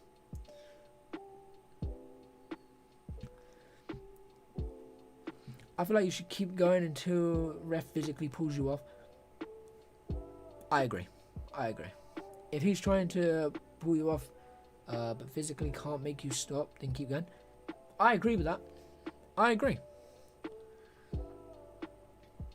Because if a ref does call break, if a ref does call complete stop, like if a ref can't get in the position and break it up, if a ref just goes stop, as soon as you hear that first stop, that's it. You should know, okay, the ref has told me to stop, it's done, it's on the ref's call.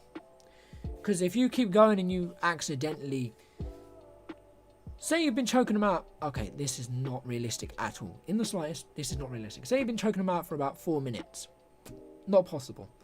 But say you have, and the second that the ref calls stop, they're already out. They are out completely, and then the ref pulls you off. If that person goes completely unconscious for a while, I don't feel like it's worth it. I don't feel like it's worth just having that in the back of your head, like, oh, who was it who... Oh, my God, I'm going to kill myself for this one. What was the UFC fighter who done the thing in Dana White's Contender Series? No, not Contender Series. It was the other one where he done the spinning heel kick and it knocked out his opponent. He done the celebration, walked off, and he hasn't been the same since. I can't remember his name.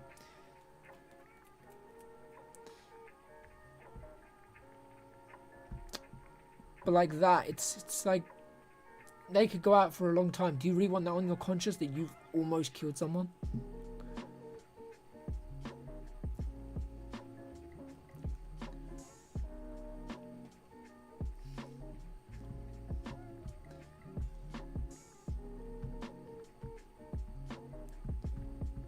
But it's a lot. Oh wait, I just realized we've got the next fight on.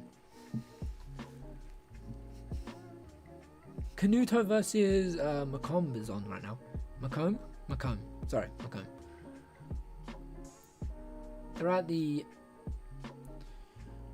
They're outside the mat. They're going back to the center of the mat. Ref telling them this is the mat. This is where you fight. Nice little sweep there from Mcom.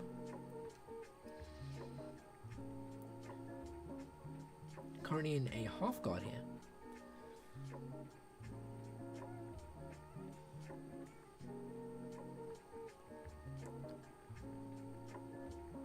Okay, so apparently Raquel went from MMA to Jiu-Jitsu, and Mcom's going from Jiu-Jitsu to possibly MMA. I feel like that's a good place to put Raquel. If you want to go into grappling, you should go up against someone who's good at grappling. Mcom, if you want to go into MMA, you should go up against someone in MMA, maybe in a grappling format, just in case. Because obviously MMA is all forms. Ref calls stop, pulls him in the center. I need to start pronouncing my T's, my God.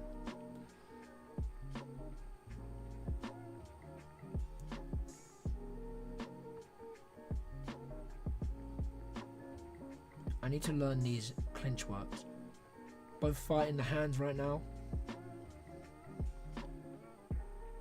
Both feinting takedowns there.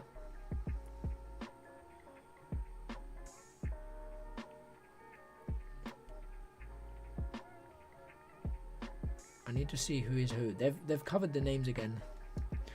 There we go. Gabby is in blue, or with the blue stripes, sorry, and Raquel has the red stripes. There we go. Now I can actually see what I'm doing.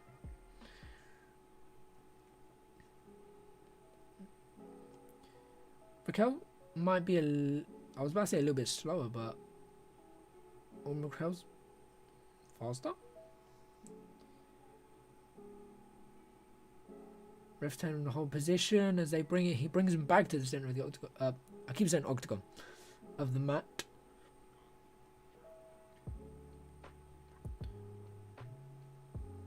Double leg takedown attempt there from Raquel. Or at least she fainted it, at least. They're going into a clinch here. Never mind, no they're not.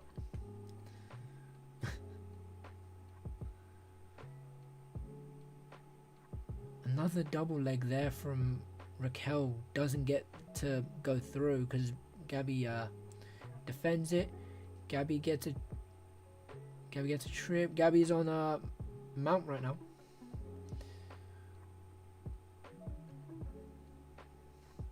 Well, she's in guard. Sorry, she's in guard, not mount. Let me fix that up. Ref pulls him back in the center. Center. Puts him back in the position. Back in guard. Ref calls continue in the work. 4 minutes left to go in this one with these two. Possibly another 4 if it needs to go past into overtime.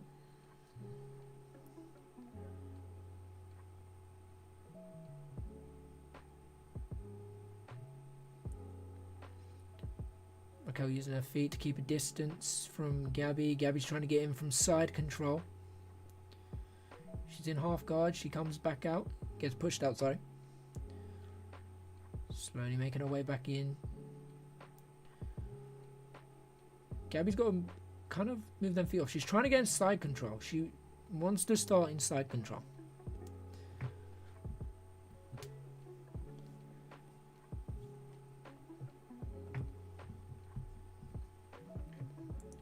Triangle here being threatened by never mind. I was about to say Raquel was threatening a triangle there. Currently in half guard from Mcom. Guard here from Mcom again. Kicked off there from Raquel. Mcom looks gassed. Mcom looks very gassed. To be fair, she has been doing a lot more work than Raquel had been. Raquel didn't need to do too much in that position. I want to see Raquel's face though. I want to see if she's gassed as well. Yeah, she's breathing quite heavy. Gabby looks to be even a little bit heavier though. Ref calling for action from Mcom. Mcom's struggling to get on the inside.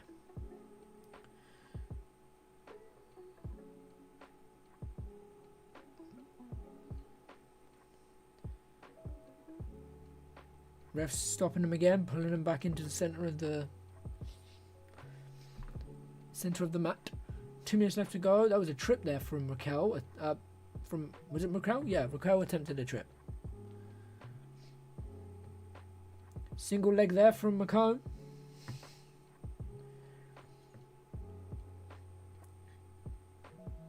Mcom now trying to control the wrist, trying to get inside control again. There's something inside control that she wants, or maybe she's trying to get to the back. She's currently in half guard.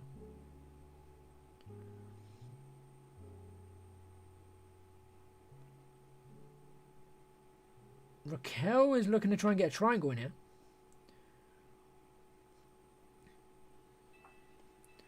How strong is Raquel's legs? She is just pushing Mcom off. Mcom would get into range. And Raquel would just send her flying. Ref calls for action from Raquel, who's currently on her back, while she's trying to get in the triangle here. Yeah, she's trying to get it in. She's going for a heel hook.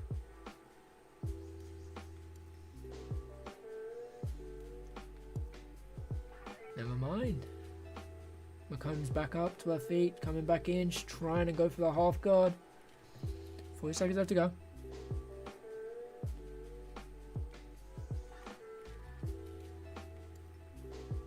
Oh. Raquel's got this like little, not kick, but it's heavy push. It's a very heavy push. Both wrestling up. Ref putting them back in the center again. That's about the 5th time that they've had to go put back into the center. Both fighting the wrists here. 10 seconds left to go in this round so far. Well, not round, but this match before overtime. Appreciate that, Rob. I'm trying. If I do mess up, it's okay if you guys let me know. I don't mind. It'd be nice to know if I mess up, because then I can learn as well. I think Mcom. Well, if that was a score pointed round, I think Mcom probably would have won that.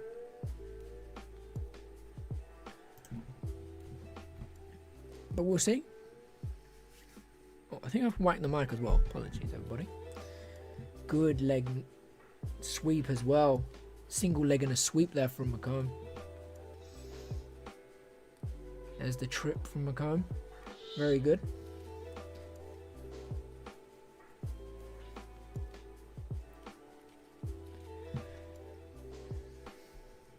Yeah, she did do she did about 3-4 push kicks.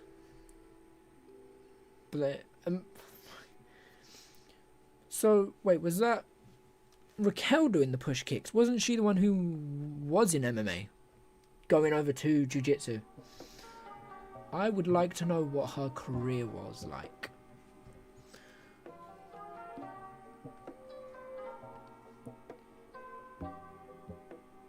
She tries a leg sweep there. Here we go. This is the points round. 4 minutes left to go in overtime to start us off.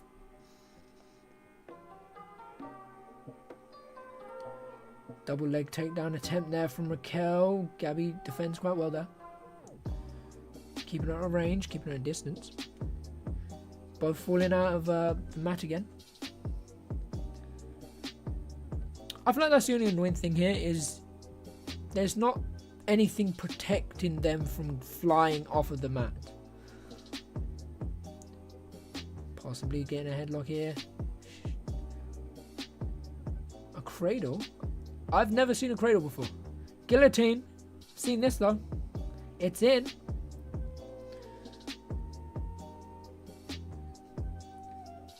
No longer a guillotine, they're out. Ref calls separation quickly so they can get back into the center of the octagon. Very close. Still 0-0 because I do believe it's 3 seconds it has to be in for them to count it as a point. It has to be still for like 3 seconds, I do believe, of no fighting. I'll have to recheck that though. Mcom's getting on the inside quite quicker now, which is good. Because that's what Mcom was struggling with before overtime, was getting in on the inside. A double leg attempt here, single leg from Raquel now. She's got to sweep that leg out. She's kind of got to pull her into the center and so she has more room and sweep that leg out. While you're pulling her, that's when you kind of want to sweep her. When her foot's kind of off the floor. Oh, she gets it though. If Mcom can reverse this, she can get points. She looks to try and back mount here for Raquel. 2 points there from Raquel. She's going for the choke.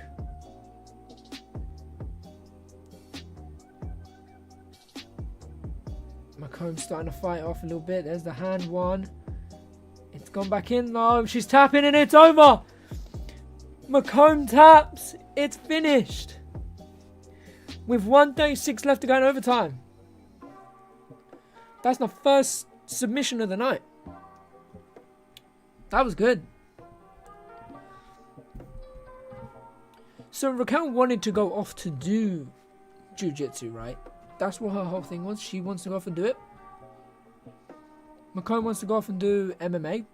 That's a good switch. It's a good switch. I'd like to see that replay again. Very interested in that. That was very good.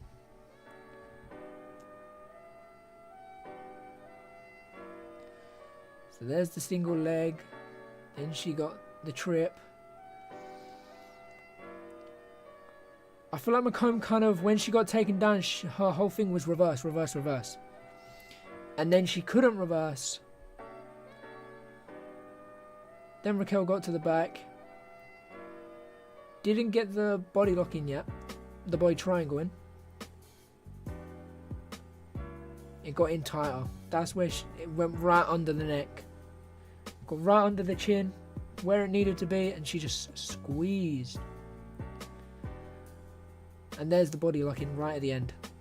Right at the end, as she was just before she tapped, she got the body lock in.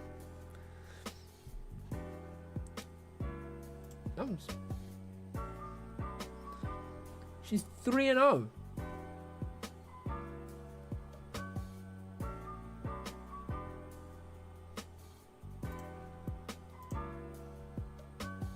Raquel wins.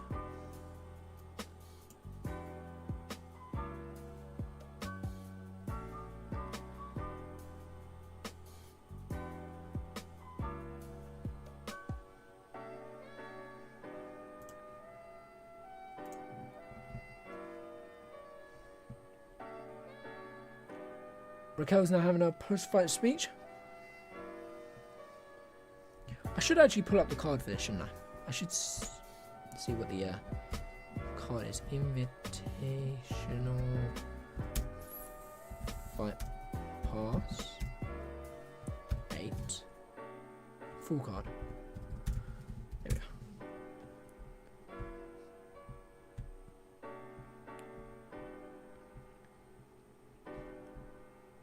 Okay, so they've got results up currently. I think that was the 5th. Yeah, that's the 5th fight. I do believe it was 8. So we've got about 3 left. If I'm... Oh wow, if you scroll right down to the bottom of the UFC site, what are they advertising? UFC 308. Oh yeah, if you guys are new to the channel, what I do is every... Let's take this off a minute. Every Saturday, I stream live on this channel whenever there's fights on. I stream well, I try and stream every fight I can. But mainly Saturdays is when I stream. But I'm now tapped into Dana White's Contender Series and now Invitational Series. So I'm having a little bit of a look at all of this, seeing what we got. Tomorrow, what's tomorrow? Tomorrow's Friday. I don't think there's any fights on tomorrow. Saturday, though, we have Arturbet versus Dimitri Bivol. We'll be live for that, and we'll still be live because we'll be streaming the UFC fight part up. UFC Brandon Royval versus Tatsuro Taira. We'll be live for that.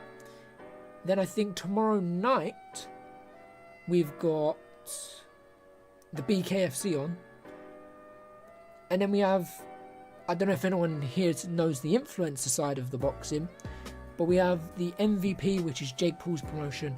He has a Contender Series thing on, and we'll be live for that. So it's probably around, could be around a 12-hour long stream. Could be a 12-hour long stream for that. But yeah, I'm trying to tap into a bit of every combat side of sports. I'm trying to tap into all of the MMA as best as I can, which technically includes boxing. But we're going for mixed martial arts, boxing, and then I want to go down the route of other forms of mixed martial arts. My whole channel started with boxing, and it did quite well. It did quite well. Then I tapped into the UFC side, and it's just been, I feel like we've just been growing from there. And so now I just mix up a little bit with them two, and now we're mixing up with this. So I'm hoping we can keep mixing it up, and we'll see where it goes. I'm hoping it goes somewhere, because I think it'd be sick to just, not only, I don't want to commentate on these fights, I kind of want to fight as well. I do want to fight. I'm currently training boxing myself, so yeah, I'm doing that. But I'd love to tap into like mixed martial arts. The reason why I got into mixed martial arts is because my brother, he actually got me into mixed martial arts. And me and him, we mess around every now and then, every like few months. We'll mess around, we'll do some wrestling, we'll do some jiu-jitsu, we'll do other forms of MMA, and then we're having like striking and all that. So I'm trying to learn as best as I can the names of things, positions and that, try and somewhat learn how to do it. Also, I'm reading 10 minutes. I appreciate that, Rob. I really hope I can do it. I really hope so.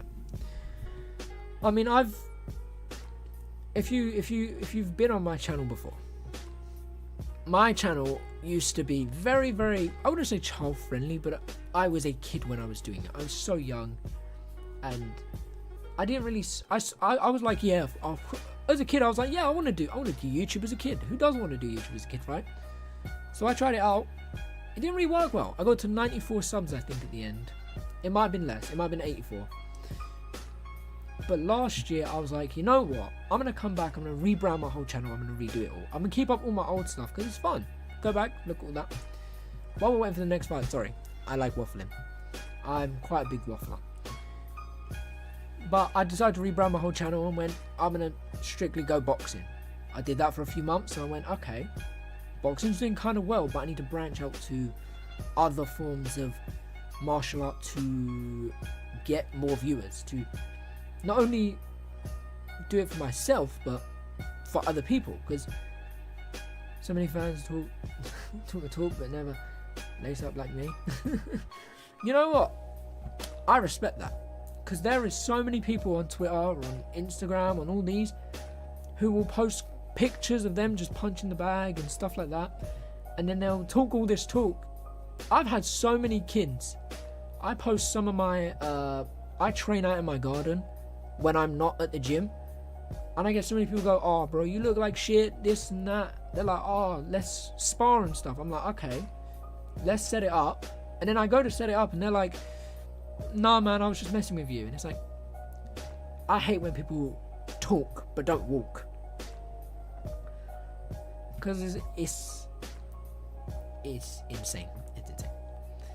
But yeah, this whole content thing it's not really just for me. It's also for me to share my love for the sport, but it's to help others find their love for this sport, because honestly, I was in quite a dark time when I found this sport, and it helped me out quite a lot. Also, we're going into Dante Leon versus Andy Verela. I think that's how you say his name. Pull guard already from Verela. Is that how they said it? No, Verela. Verela, okay. Leon pulled guard instantly. Although, he's trying to... He could get... Verela's got to be careful. He almost took a knee there to the face. What the... Oh. I'm so glad I tuned in tonight to watch this. There's been two things I've never seen before. He done a cartwheel and never seen that before. I've seen the Rolling Thunder, but a full-on cartwheel? Insane. Okay.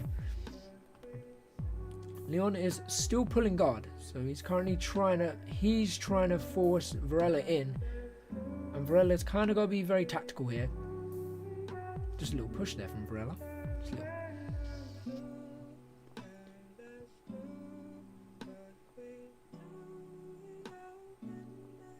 Verela defending that. He's going into half guard here.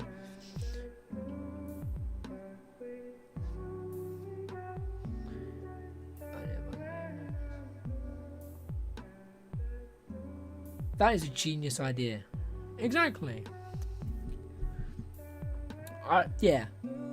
That is a good idea. Branch out to other things. If you can like the similar things to it, I'd say branch out to it, because you can just grow a bigger following by doing that. And therefore you can find more things that you love, and then you can hop into them as well. Me personally, I love motorcycles. I love motorcycles. My mother, she loves motorcycles. She actually helped me get into love for motorcycles. Hopefully one day I can get one, but they are expensive. They are pricey.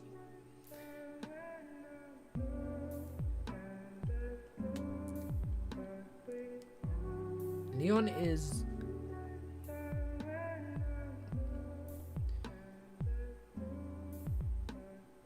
So, okay.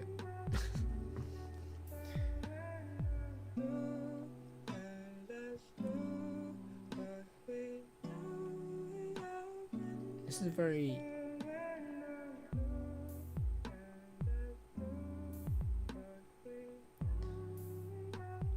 Thank you, Rob. That actually means a lot. I appreciate that a lot.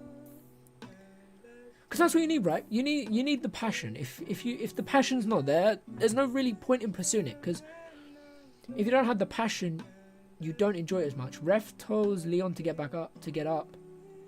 This ref has had a few interesting calls tonight. Another pull guard there from Leon as he pulls Verela in. But yeah, if you haven't got the passion, it's like you're not going to enjoy it as much as someone who has passion. Ref calls ref of Verela.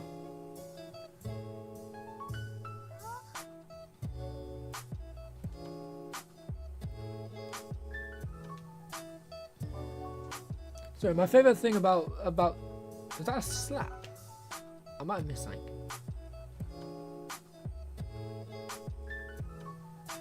He striked. Oh yeah, yeah. I remember that. Yeah, okay. I didn't get to see what he threw. Did he throw? So, guillotine here from Leon.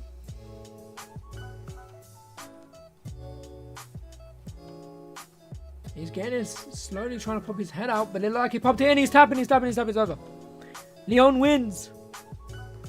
Good win there.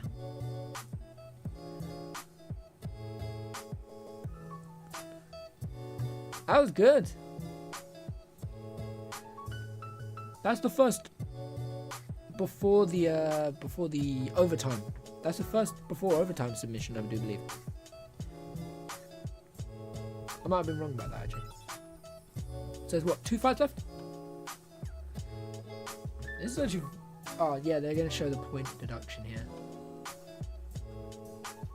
Oh. Everyone wanted to see it.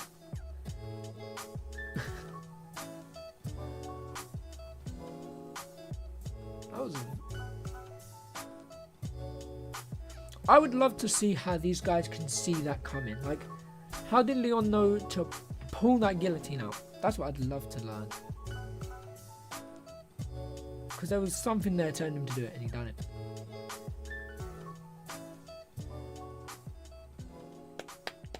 Good stoppage there from Leon. Having his post-fight speech in a second.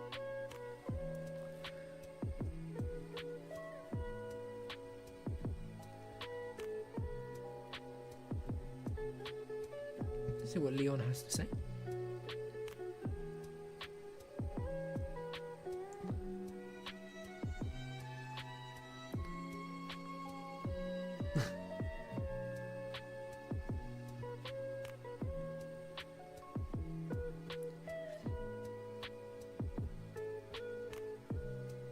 He couldn't pass my guard. He got frustrated, so he slapped me in the face. Yeah, that is exactly how it went.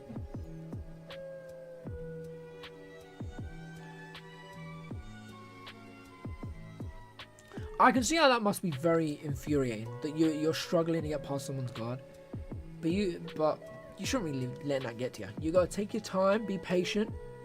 Is that Mora next to Aljo? It is. Yeah, Mora sat next to Aljamain Sterling. Ah, he went for a shot and he saw it. Okay, that was smart.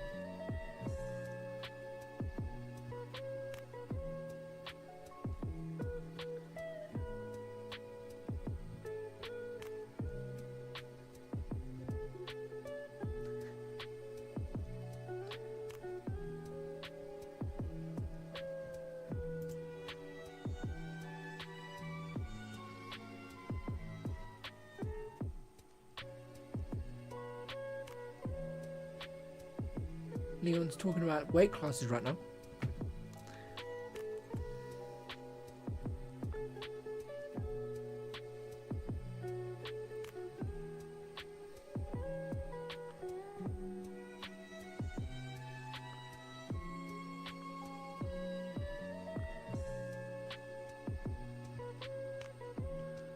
Leon wants titles. He's called in for the UFC Fight Pass to bring in a... What division was it? Sorry, I completely missed the division.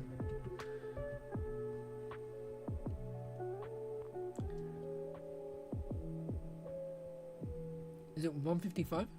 Yeah. 155 or 170.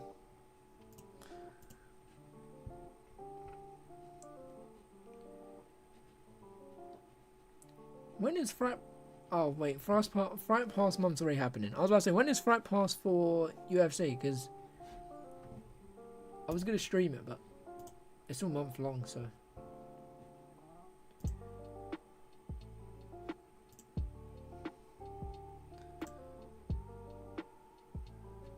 Just show us the, what's it? Just show us Pride Rules UFC. Them ones are, whew. Pride Rules are brutal.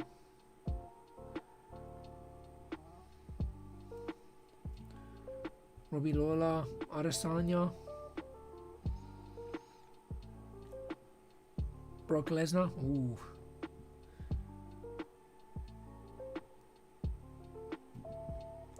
El Kakui, the Boogeyman. Oh no! Don't show me that. Oh look, there was a spinning kick that I spoke about earlier. Anderson Silva, Khabib versus Dylan Dennis when he went after Dylan.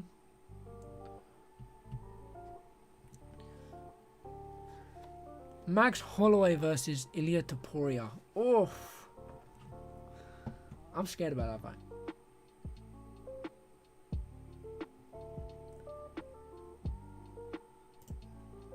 That's one thing I really like about UFC. That's one thing I really like about the UFC. Some other organizations do it as well, but UFC is the one that you mainly see it. They get fights out consistently. When one fight ends, you have to wait probably about 5, 7 odd minutes. Then the next fight's on. Then you wait another 5, 7 odd minutes for the next one. I like that. I like the pacing that they bring, because it means that you don't get tired of fights. You don't get tired between fights. You get the fights, then you have time to go get a snack. You have time to, I guess, think about what just happened, and then you're back on to more fights. And it's like, okay.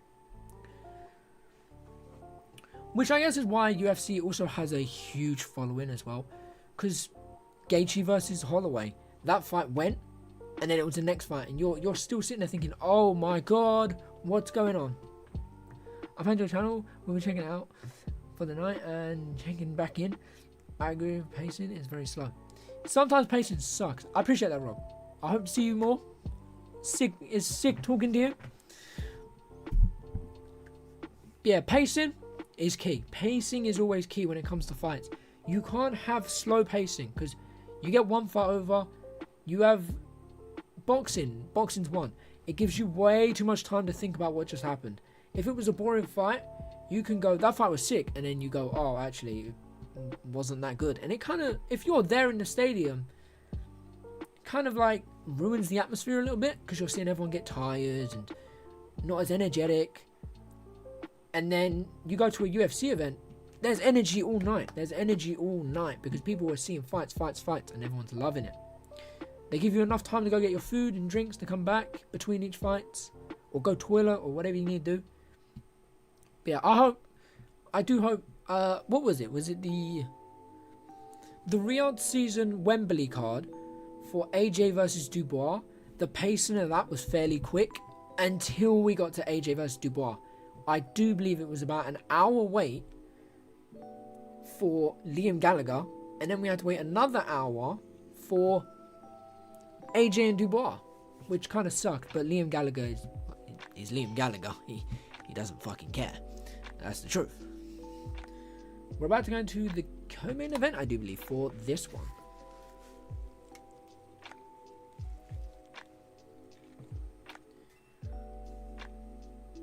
Ronaldo Jr. Sue.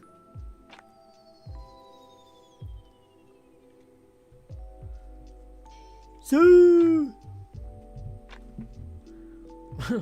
Why does Ronaldo Jr. look like he doesn't want to be there? Is his name Isaac? I want to say it's Isaac. Oh, it's Izaki. Bahianes looks built. Short and built. Junior looks tall and built.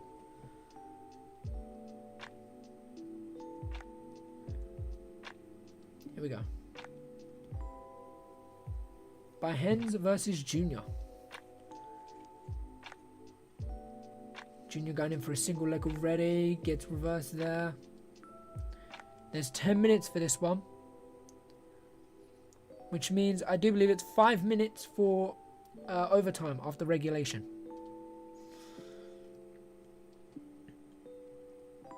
Alright, they're in position. They're back in position. This time in the center of the mat. And we are away again. They said Ronaldo is a very good passer on commentary. Although, Ronaldo's gone for a leg lock instead. Ronaldo's trying to pull his leg. Oh, he might have it. No, he hasn't. He hasn't. One more time. Oh, that ankle is slowly finding its way into that position.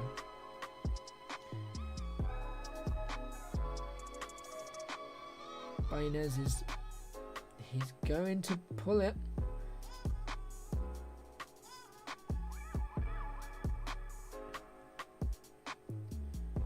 Benitez is trying to defend this as best as possible.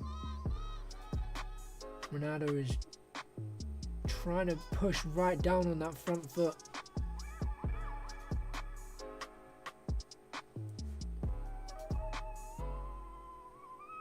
Benitez standing up. I'd say standing is a good idea.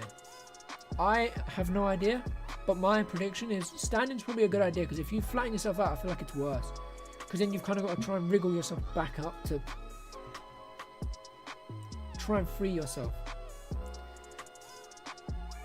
I feel like if you stand up, you have chance to break down the gap between you two, and you can slowly start getting the hands broken away a little bit. Obviously, the legs is what's probably the issue here. The legs are very nice, tightly locked up here in a triangle lock. Benitez is, I think it's his left arm. His left arm is stuck in between the triangle lock.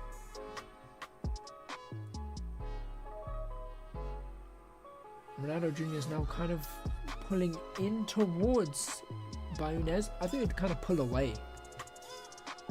Ref's calling action for Ronaldo Jr. right now. That is not what you want to see. Ronaldo Jr. created a massive reaction out of Benitez there. You saw Benitez kind of hesitant to tap, but when they was on there, when Ronaldo Jr. was on his stomach and he was pulling, that's where Benitez kind of struggled a little bit. It looked like he was in a bit of pain there. Ref calls for break, sends him back into the center of the mat. Here we go.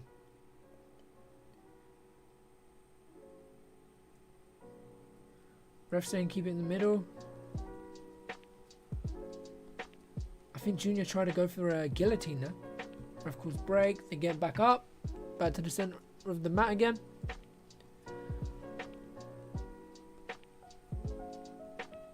Ronaldo's taking his time. That's true.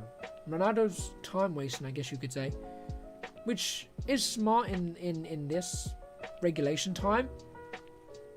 But when you get to overtime, that's where you kind of don't want to waste time. That's where you kind of want to get a little bit hesitant. A little bit, I guess, smart. Benitez needs to be very careful. He almost took a few up kicks there.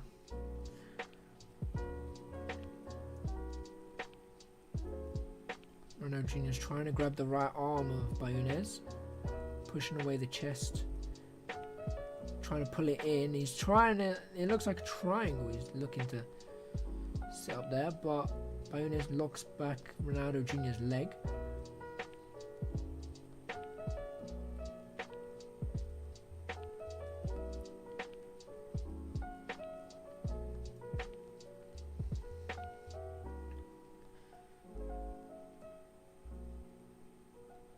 Benitez is trying to lock up the legs so that it makes it harder for Ronaldo.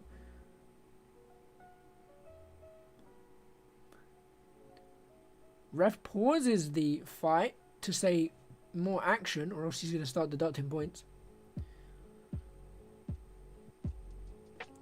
They're both kind of scrambling right here. Leg lock here for could be a heel hook. Heel hook. Loses it. Ref calls break. So regulation time. This is where you probably want to dominate, just in case no points get done, right? I feel like as the fight goes on, these two are starting to get a bit more frustrated with each other. You can kind of see it in their faces, and when the ref calls break, they continue a little bit. And even when the ref gets in the center of them, they both kind of keep going. So it appears that these two are getting a little bit frustrated with each other. He feinted the takedown there. Ronaldo Jr. feinted the takedown, went to go for a ghillie, but then they call break.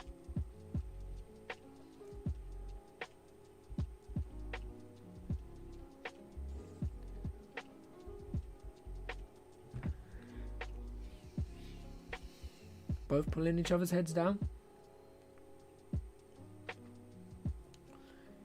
When you're standing up, isn't that what you want to do mainly? Is when you're both standing up, you mainly want to control your opponent's head. And then also control their opposite arm. The one that you're not holding, if you get what I mean. It does seem like Ronaldo Jr. is kind of like, not hitting him hard, but he's kind of slapping him when he pulls his head in. Ref deducted a point. From Ronaldo Jr., I think the ref was seeing what I was seeing.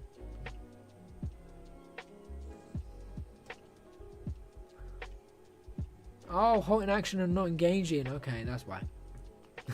Never mind, guys.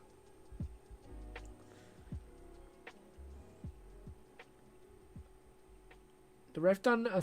I think he done a thumbs up. I don't know if it was a thumbs up or he done a number one. I think it was a thumbs up.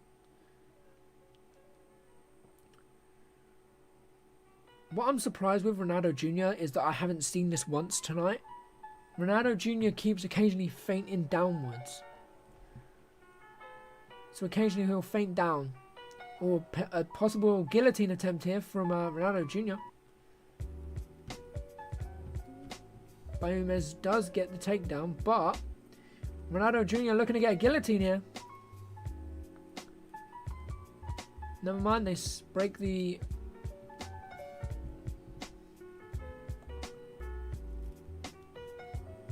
Here we go, they're back in the center again. 3 minutes left to go of the regulation.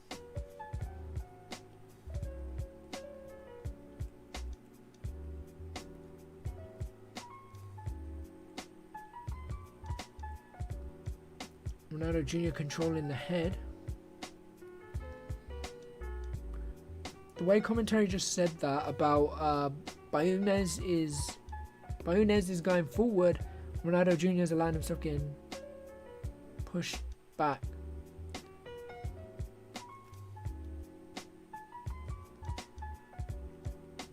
Everyone's just been penalized. No, Baumez just got penalized. That's currently... Both of them will be going on -1, I do believe. If it goes to... Ref saying needs more action again.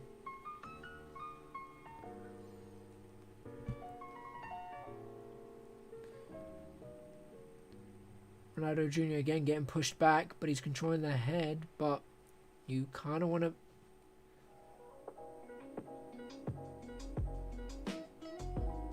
Ronaldo Jr. trying to switch angles on him there. Oh, guillotine here from Ronaldo Jr. Yeah, that is a very good one.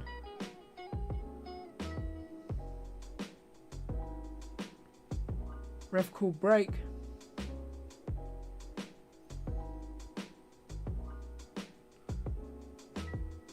Oh, wow.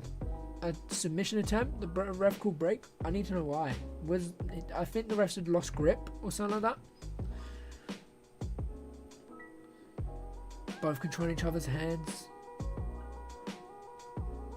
Boners is still just controlling it. Pushing Ronaldo Jr. back though.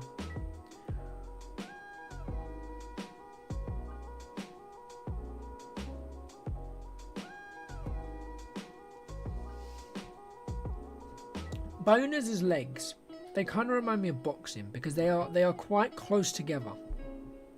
I'm assuming that's better, right? You want them fairly close when you're in the grappling game, because you don't really want someone going for your legs, right? If they're far out, you can probably attempt a single leg. Ronaldo is on the back of Boners, going in for a rear naked choke here.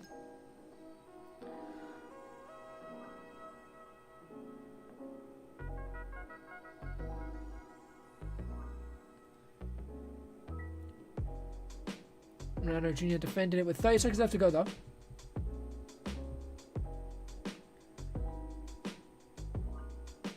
He's going to switch to an arm bar. Bonus switches positions. Now he's into guard.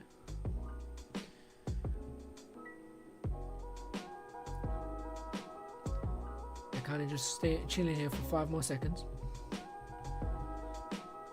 And that is round.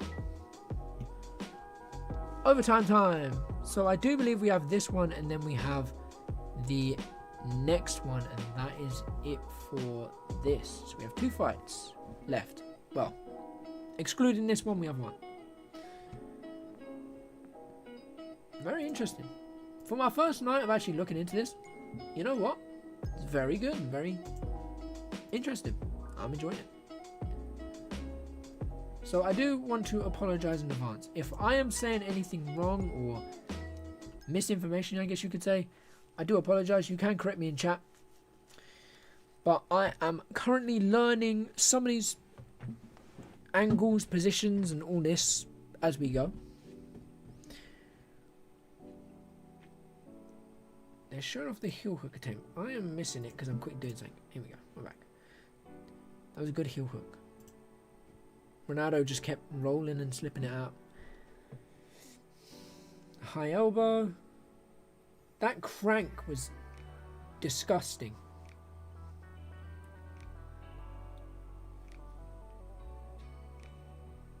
Here we go. We have 5 minutes left to go. Benitez has got -2 right now, while Ronaldo has -1. Although, Ronaldo is trying to go for the guillotine again. Switching position to the back. He's in total position right now. Ronaldo has just gained himself 2 points for what he's just done, because he's currently controlling this position. He controlled it for over 3 seconds, therefore he gets a point for it.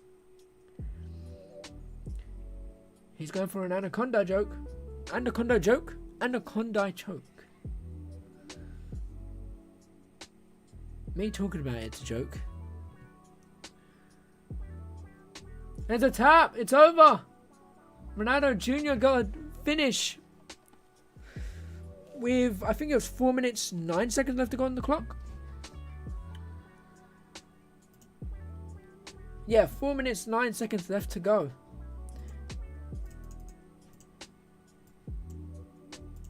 There we go. Let me pull one right back. There we go. Okay, we have 1 fight left to go, I do believe.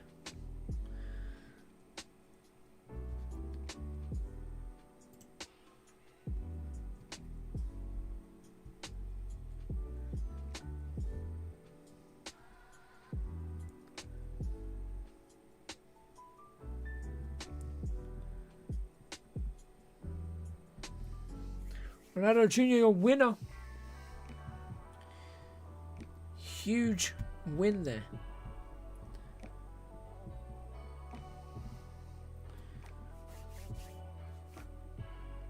They're showing us the replay of how the anaconda choke got in. I need to slow down my speeching. That also did not make sense.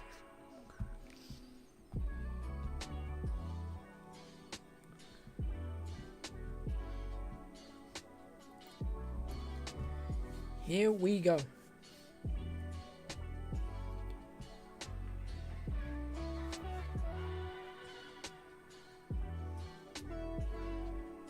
The advertising year of the fighter, GSP's series on UFC Fight Pass.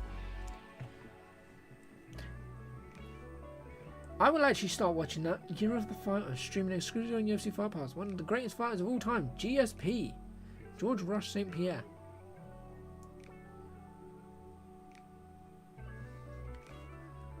I so wish I got into MMA when GSP was fighting. I hate that I didn't. I heard about MMA, but I was like, this thing's a joke. This is a joke. At this point, I heard about picks. What are we doing picks for?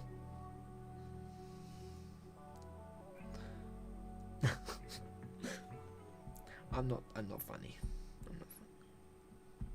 They're advertising slap now. Again. No, not my thing. I need to check something.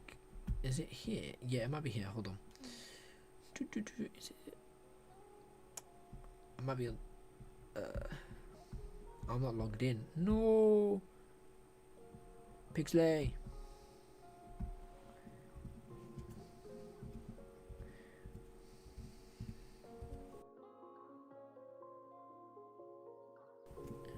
Oh, this is the co-main event. Okay, my bad, everybody. We're on the co-main event now.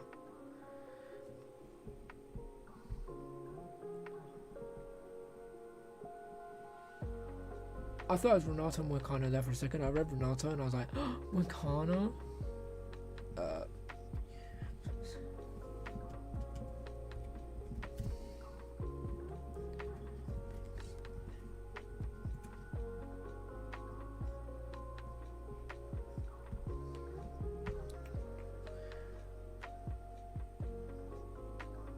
Is that the... Oh, that's nasty.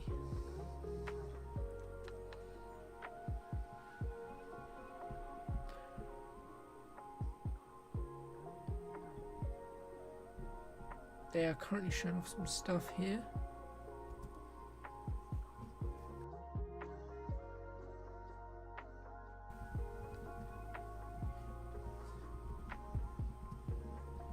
Oh. Ow.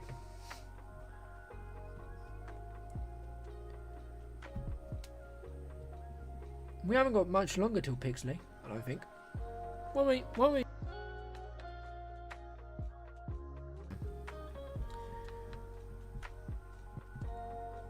Oh wow, Netflix?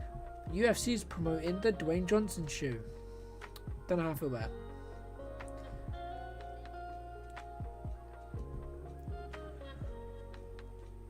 Here we go. Command event time.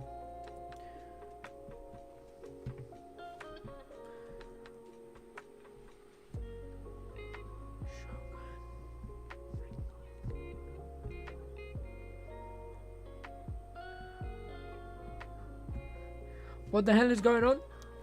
We are currently watching the UFC Invitational series. There's currently nothing going on it right now though.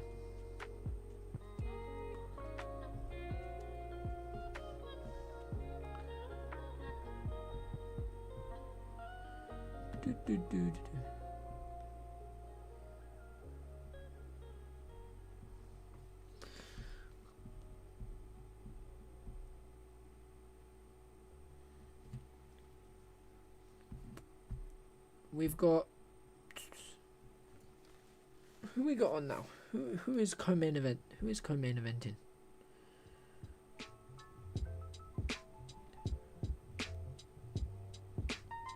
Renato Canuto, I think it is. Then that's how you... Yeah, Canuto. Canuto time.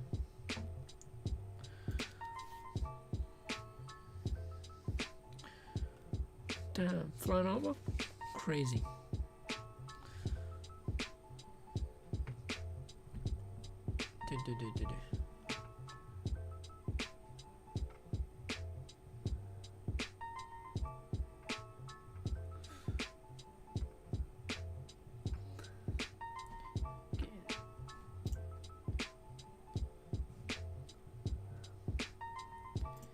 Here we go. Co-main event is about to go down right now.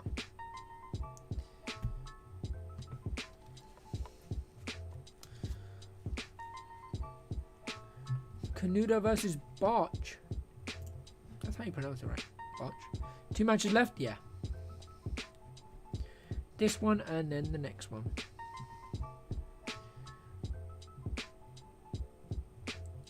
Here we go. Co-main event time.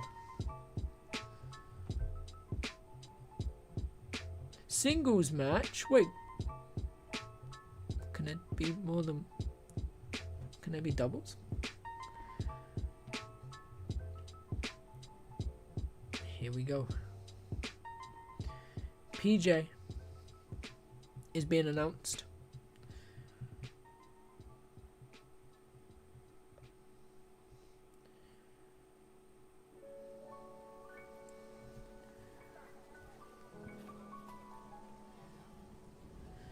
Any upsets so far? I'm gonna be honest, Jax. I actually wouldn't know because this is my first time getting into it. This is my very first time getting into it. So I recommend that if you want to know, I'd say search it up and let me know if there's any upsets. But personally, I have no idea.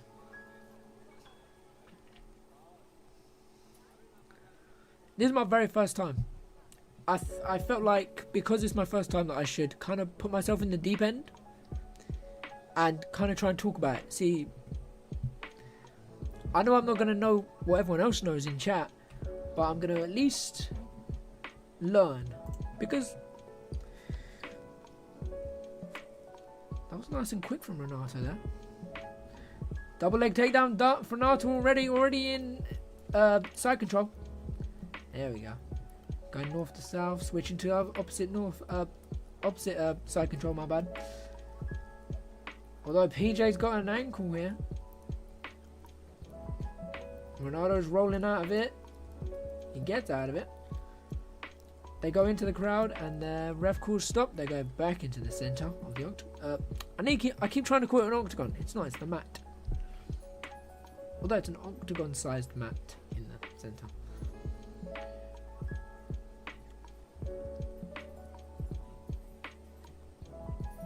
Renato's being a little bit controlled here. PJ is controlling a bit. Pushing Renato back. Although wrist control right now is being done, I was about to say by Renato. It's a bit confusing to see who's got wrist control. I think PJ has wrist control and head control. Head control there from Renato. Doesn't really do much with it. Both kind of just lightly pushing each other. Renato trying to drag PJ down to the mat.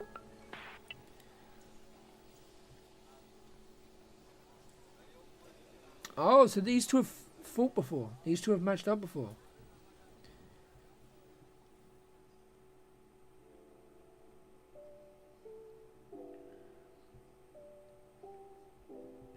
This makes this fight a little bit more interesting to me. For a first time watching, a rematch is very interesting to me. PJ's trying to switch to the back here. He keeps trying to slip his foot round the back so he can kind of cut an angle. Apparently there's an eye poke. Hozo calls time for a second. They're back. Renato might have got eye poke there. Or at least somewhere in the bout. Nice little switch there from Renato. Now Renato's forcing PJ back a little bit. PJ's slowly starting to come forwards though. Renato in the center of the mat. Renato slips off to the side. PJ kind of falls in. Shows that PJ's trying to use quite a bit of his weight. Obviously you'd want to use a lot of your weight in this. You want to tire people out. And this is the best way to do it. Controlling each other's heads here. PJ going for the underhook. Renato trying to reverse it. He gets out of it. Underhook from PJ.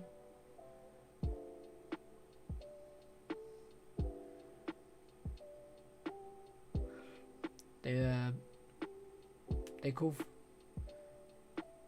I was about to say they called break quickly, but my bad, everybody. There was a little, like, hair touch there from Renato.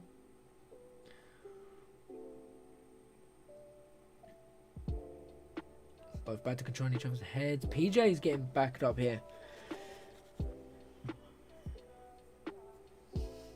PJ is either getting pushed back or he's just circling around to get to the center. But Renato is mainly controlling him.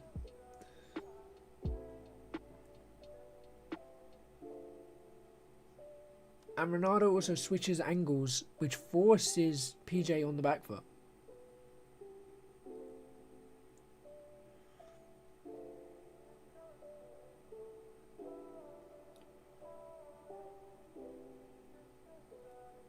Ref calls for center again. We have to wait. I need to fucking sit up straight. Why am I fucking leaning over?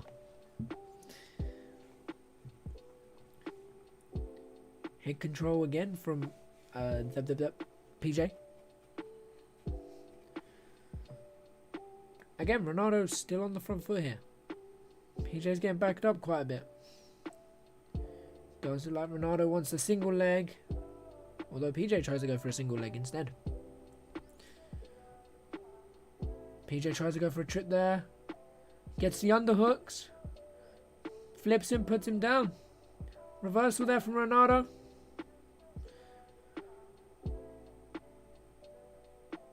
Half guard here from Renato.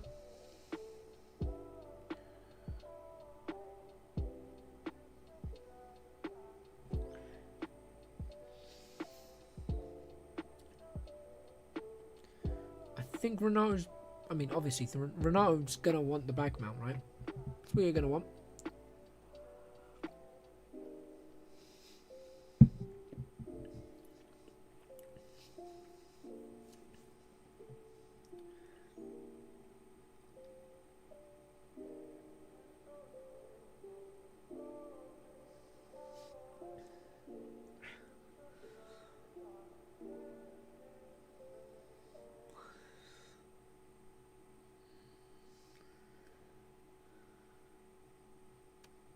PJ's currently laying down on his face.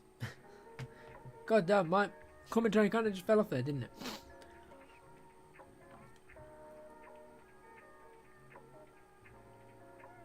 Reversal here from PJ.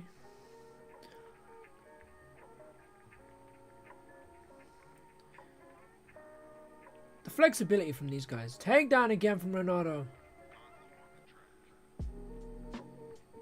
But yeah, like I was saying, the flexibility from these guys.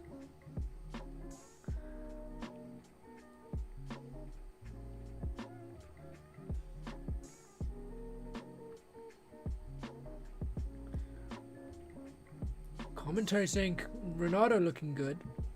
PJ, that means PJ needs to probably start doing something here. Just in case it goes to no points.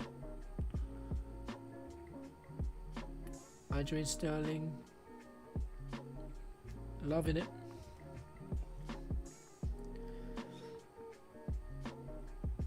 Butterfly guard here from PJ.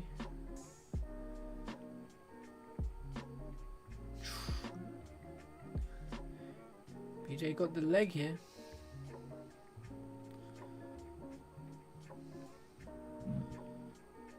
Oh, that's new. I've never seen that. Apparently this is PJ's best position.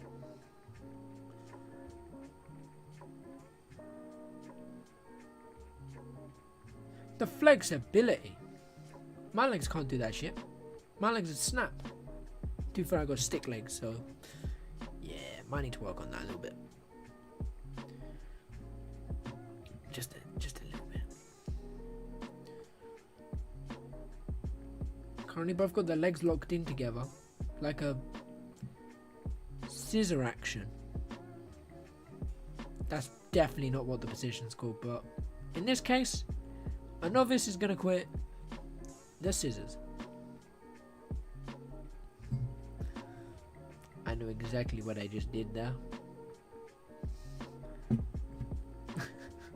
Sorry.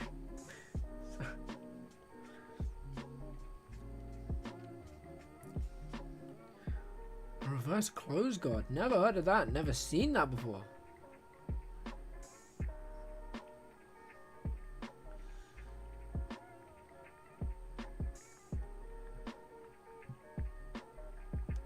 Ref call for action.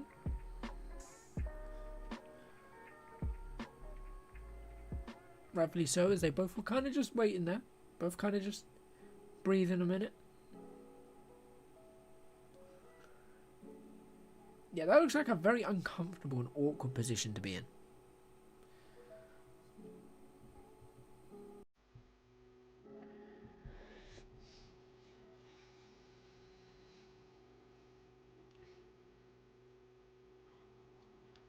Taking their time. Ref calls stop. Jason Herzog pulls them up. Did seem like a stalemate, yeah. How am I to say what it was and what it wasn't? No idea.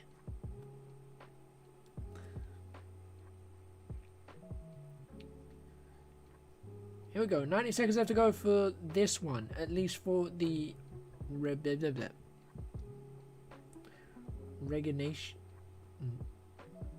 I don't remember what it's called. I forgot the name of it. No!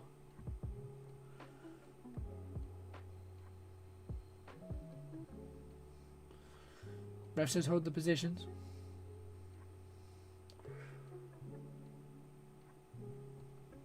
They separate.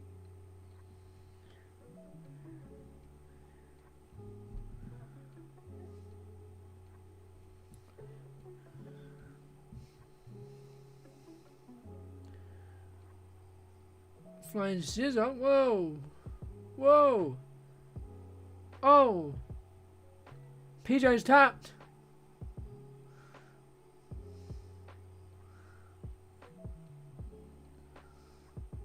They're playing about with each other right now. Laughing and giggling. Flying scissor. I've never heard nor seen of that. Wow.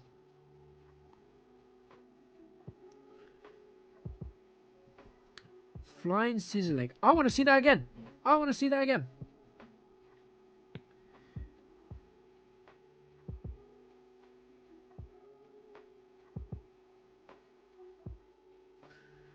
That was their third fight. Wow. And Canuto just won it. Canuto just won it.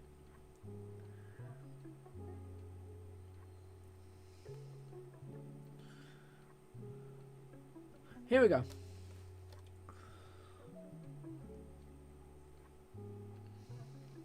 What's up, Jax? Welcome back. Welcome back to the Novice Watchers. Do you know what? That should be the title of the stream. Novice Watchers. That's basically what it is. Wow. That looks complicated.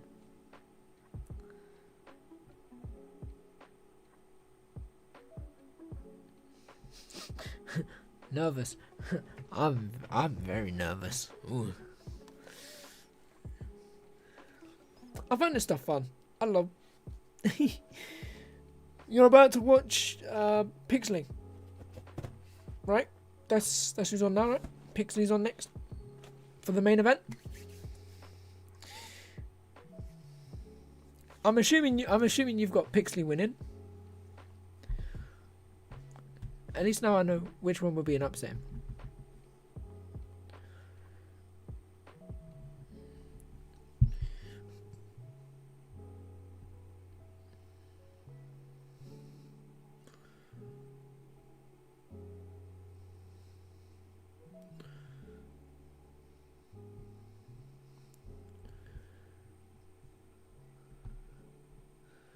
All right. I hope Pixley wins for you. To be fair, that's actually not a good idea if I hope someone wins. Yeah, I have bad luck sometimes.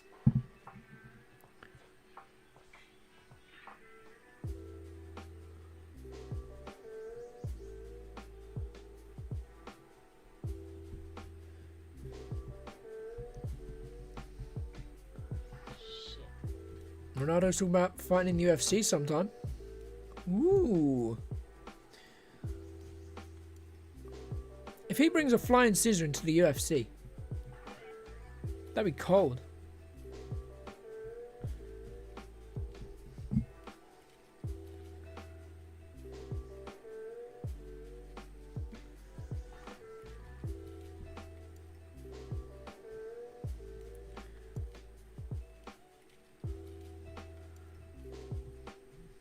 See, I'd like Ronaldo to call someone out so I can sit there and be like, "Well, I know who that is," and then be like, "I don't, but I want to learn."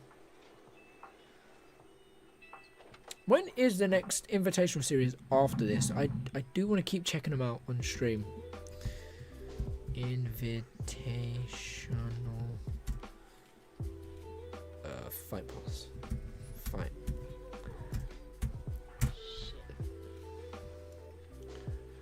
Anthony Pettis.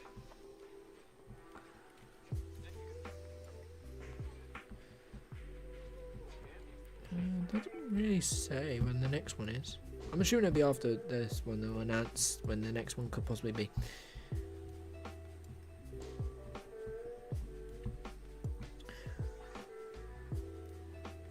Rodriguez versus Pixley. I recognize Pixley's name, and I don't know why.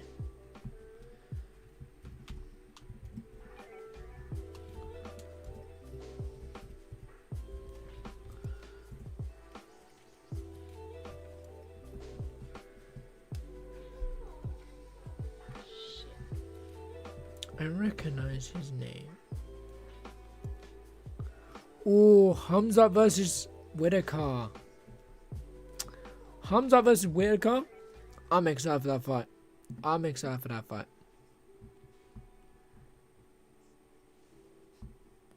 That fight. That's the stuff. National champions won on every level.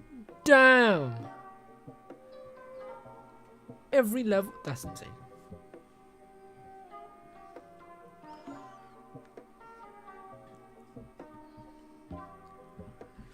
Imagine going in there with a national champion who's won on every level. What goes through your head? Do you think about what the other person has done, or do you just go, it's just another guy in my way? Hamza mastered the DARS like picks. See, I know about Hamza being very good at DARS. I knew he was very good at DARS. Pixley could get it done by DARS. I'm here for it. We'll wait and see. Start out in judo. Damn. You know what? At least they're dedicated to their craft. They are completely. I haven't. Judo national champion. Judo national champion at 8. I hadn't done anything with my life when I was at 8.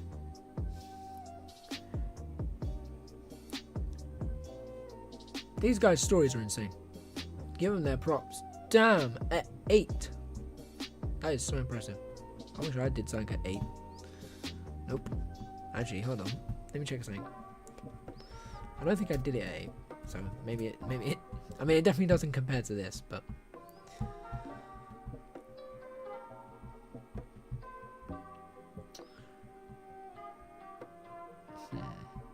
Oh god, there's so many pages. I've got too many things on here. Oh, I searched up the wrong thing. Never mind, I cannot find it. Whoops, everybody. But damn, a national champion in judo at 8. I wish I did something like that. Oh, never mind, that was 12.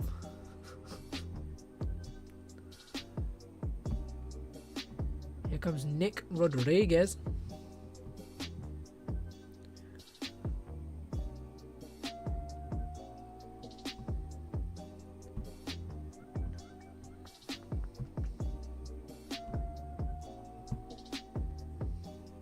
Are they on the mat now? Yeah, not yet. Rodriguez is making his way to the mat right now, though.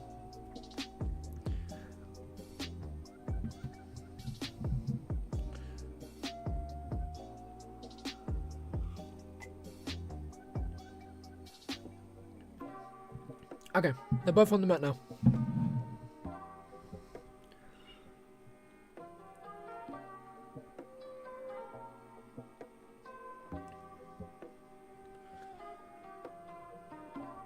Here we go, main event time, everybody. It's been a very interesting stream, very exciting stream as well.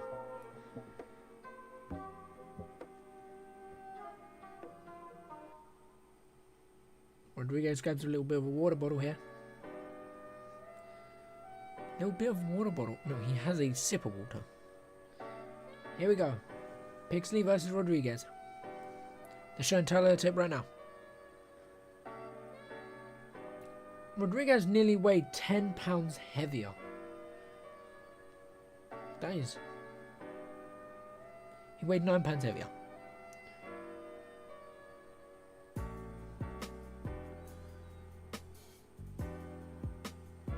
$10 plus 5 minutes overtime, if needed, of course.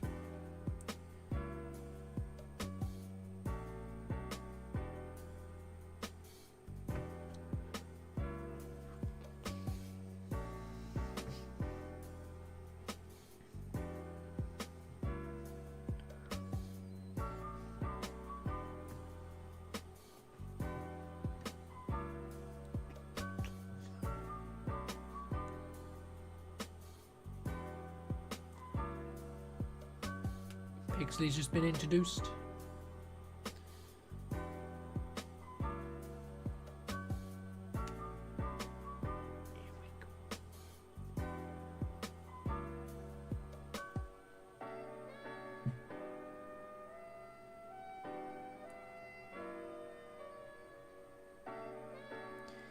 He weighed in fully dressed cowboy boots.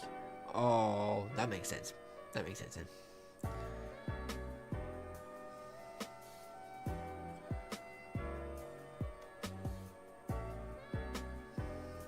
I was about to say 10 kg heavier is 10 kg? 10 pounds heavier is mental. But thank God.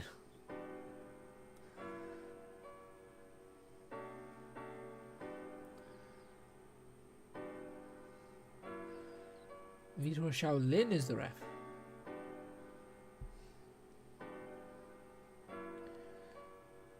Here we go. They're about to touch up. They touch up and they're starting. Rodriguez pulls guard instantly. Ref says you have to engage. Stands him up, says you have to engage.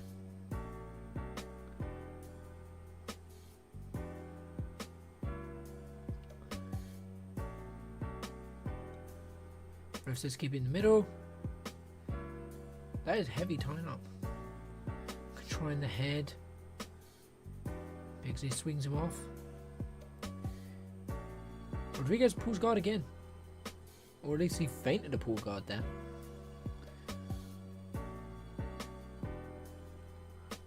Pixley kind of feints there, a little bit of a leg there.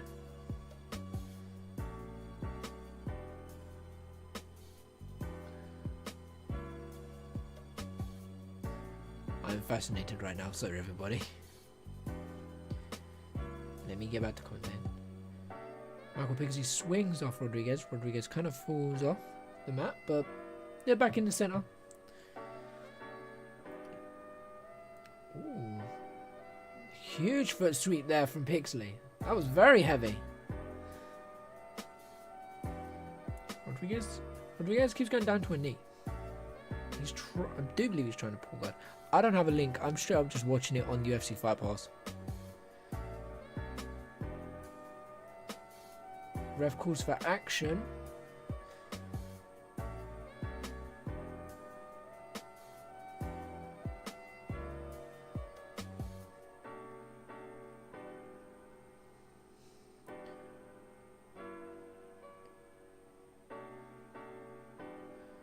Pedro susceptible to leg locks. Just for 3 minutes. I just don't have a link. I can't add the screen. I'd get banned. Even, I think it's 10 seconds, even that would get me banned. Ref calls break as they fall off the mat. Not fall off the mat, but they kind of just grapple towards the edge of the mat. Rodriguez goes down to a knee again, goes to pull guard. I feel like that's Rodriguez's whole thing, right? It does seem like Pixley's going to dominate. It does look like it as well. Even commentary just said that he seems to be setting up a slide by. Now, I personally don't know what that means, but it sounds big. Ref telling them to circle off so they don't come off the mat. That's the only annoying thing about these mats, not having anything to really stop them, is they keep coming off the mat and then they have to keep breaking, and then obviously it's quite good for the fighters, I guess you could say, because they get a little bit of time to breathe. But it's not a lot of time. Pixley? No, not Pixley, sorry. Rodriguez got a point deduction. Rodriguez got a point deduction. I think he went for a... I missed what he did. I think he went for a sweep. It kind of pushed Pixley off the mat. I think that point deduction kind of got to him there for a second.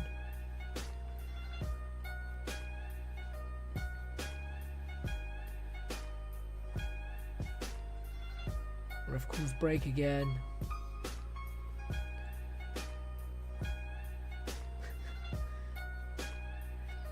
I feel like Rodriguez is going to start getting in his own head with the point deduction, which will start opening him up for mistakes. Although Rodriguez is trying to pull guard again. Pixley isn't really falling into any of his traps either. He's trying to keep it his own game, and I feel like Pixley, I mean, for the first time watching this ever, it seems like Pixley's getting his way. Rodriguez seems to be struggling quite a bit here.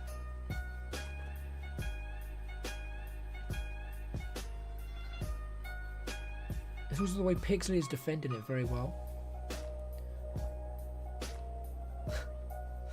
Oh, good. I'm glad I'm right. Collar tie. Okay, so that's what they keep going for, the collar tie. Pixley goes for a sleep there. Sweep. Try to go for a judo throw, was it? Is that what judo throw? When you throw him over your shoulder?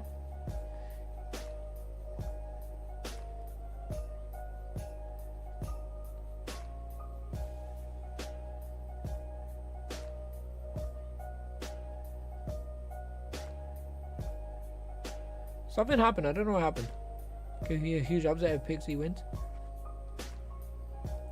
Oh, what? The people really want Rodriguez to win?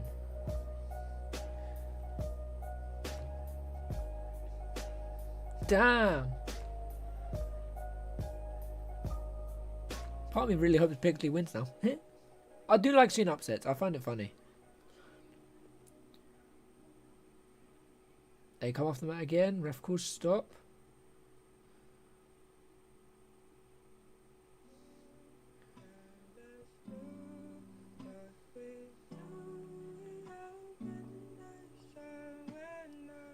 Rodriguez kind of just pushes him out.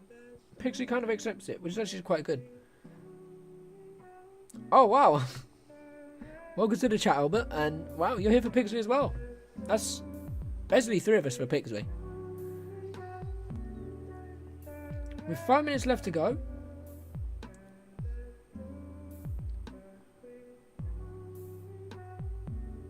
Oh.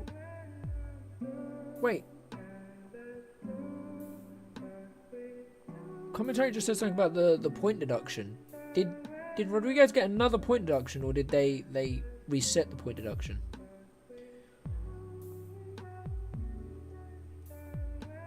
Pixley's now got a minus as well. Pixley's going in for it. Was that sorry, I might have got that wrong. Was that Rodriguez that kind of went in there? Went in for a double leg, right?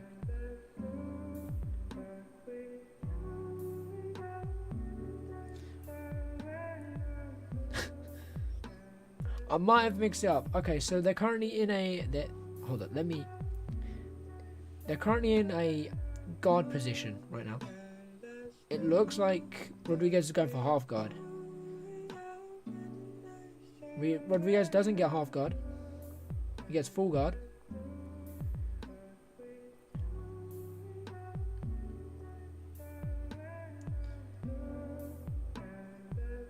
Rodriguez is slowly trying to force his way through to half guard.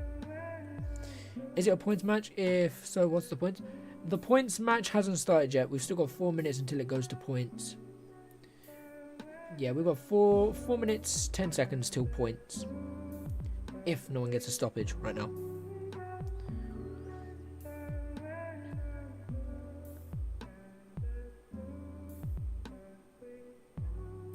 Rodriguez is in half guard, by the way. They are currently in the center of the mat.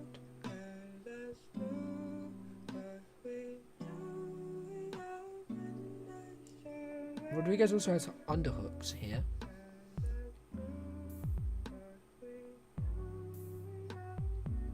Ref calls for action. 3.5 minutes left to go.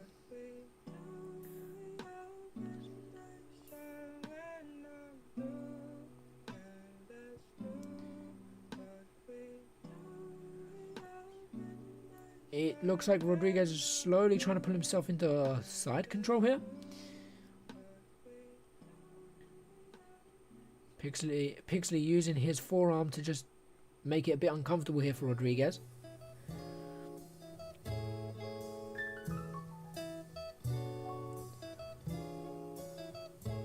Rodriguez trying to go for...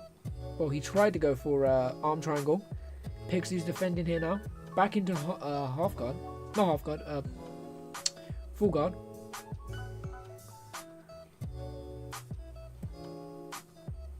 Two minutes 30 left to go.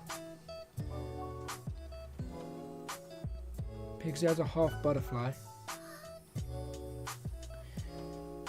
Rodriguez trying to move to half guard. He's in half guard right now.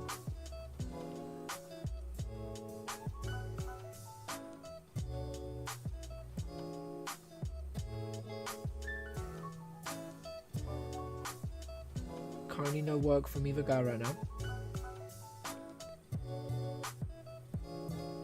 Ref calls for action for Pixley. 2 points, we have 2 minutes left. And then we have 5 minutes of points, I do believe it is. Yeah, it's 5 minutes, because it's a 10-minute fight. Rodriguez looking to go for a arm triangle here. Try and sweep probably. I do believe so.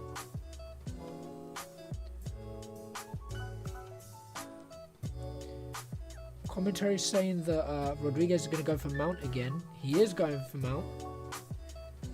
Pixley's defending it. Forces him back into full guard. Now Rodriguez is back in half guard. He's in full mount. 1 minute 10 left to go.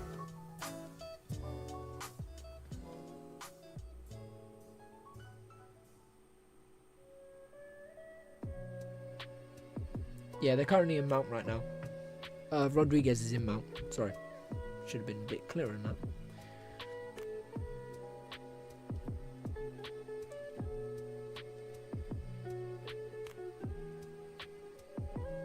Rodriguez is trying to use cable grips.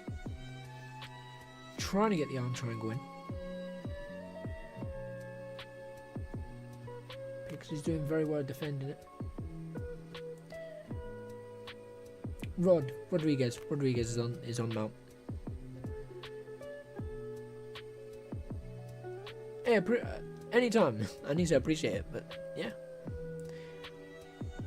Yeah, Rodriguez has mounted Pixley. Rodriguez is currently on top of Pixley with 10 seconds left to go. Applying a lot of pressure from Rodriguez on top, but Pixley's defending it. And that's it. That's round.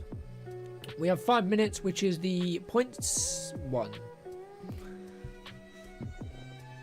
So I do believe they both start on -1, unless if Rodriguez did get the other minus later on in the round, which means he'll start on a -2, and Pixley will start on a -1. Pixley was on his back, yeah. Pixley was indeed on his back. He got mounted.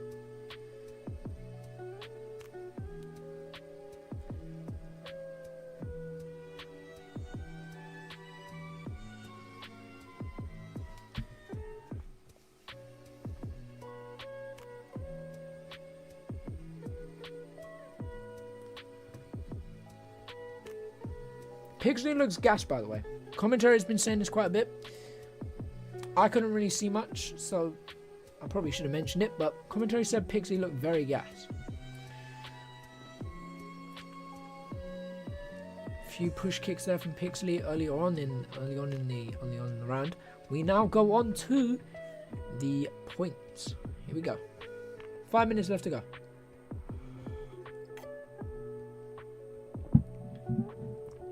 Okay, Pixley's on -3 and Rodriguez is on -1. Single leg here from Rodriguez.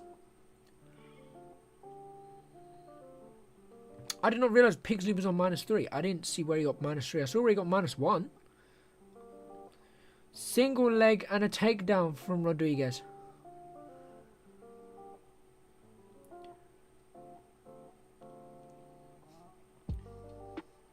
Ref says let's go to the middle. They're remembering the position that they were in. Pixley's currently on his back again. It was half guard when they landed.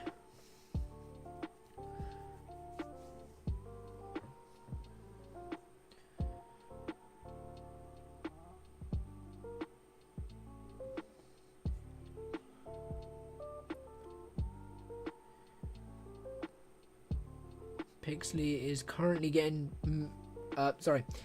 Rodriguez is currently switching positions over into half guard again. Side control here. North to south.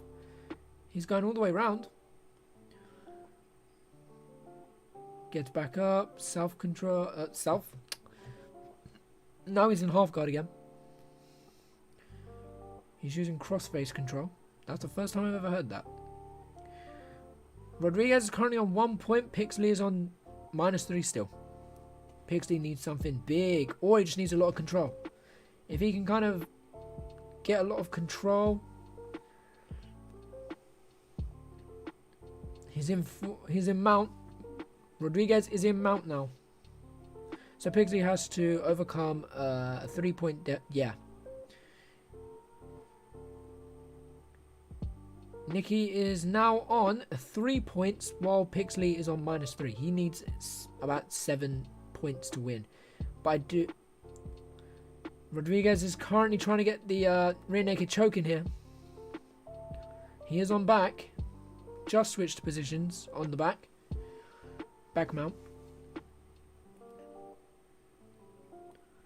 11 points for Rodriguez with 2 minutes left to go. Well, 2 minutes and 50 seconds left to go. And there's a tap. It's over. Rodriguez taps out. Pixley. Wow. What? Damn.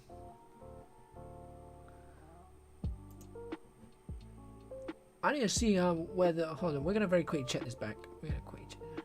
Yeah. Jags, I'm sorry, man. So he gets on the back. There's an extra 3 points, I do believe, because he's controlling it. Then he gets what? Yeah, then he gets like 4 there. Hey, you're welcome, Jax. I'm sorry it didn't go your way. I'm sorry it didn't go your way.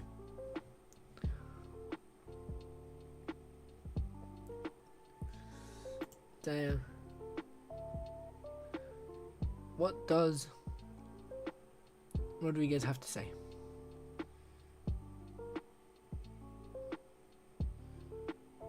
Rodriguez says he's really tough. Said they had to watch a lot of his footage.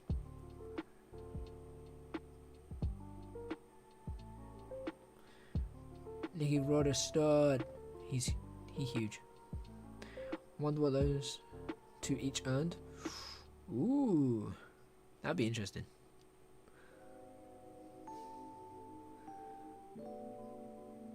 They're asking who he wants next.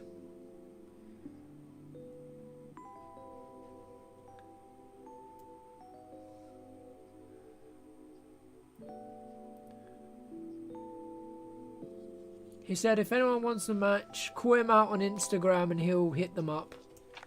Doesn't specifically say a name, but he does call out anyone who wants it, basically. And that is it for Rod.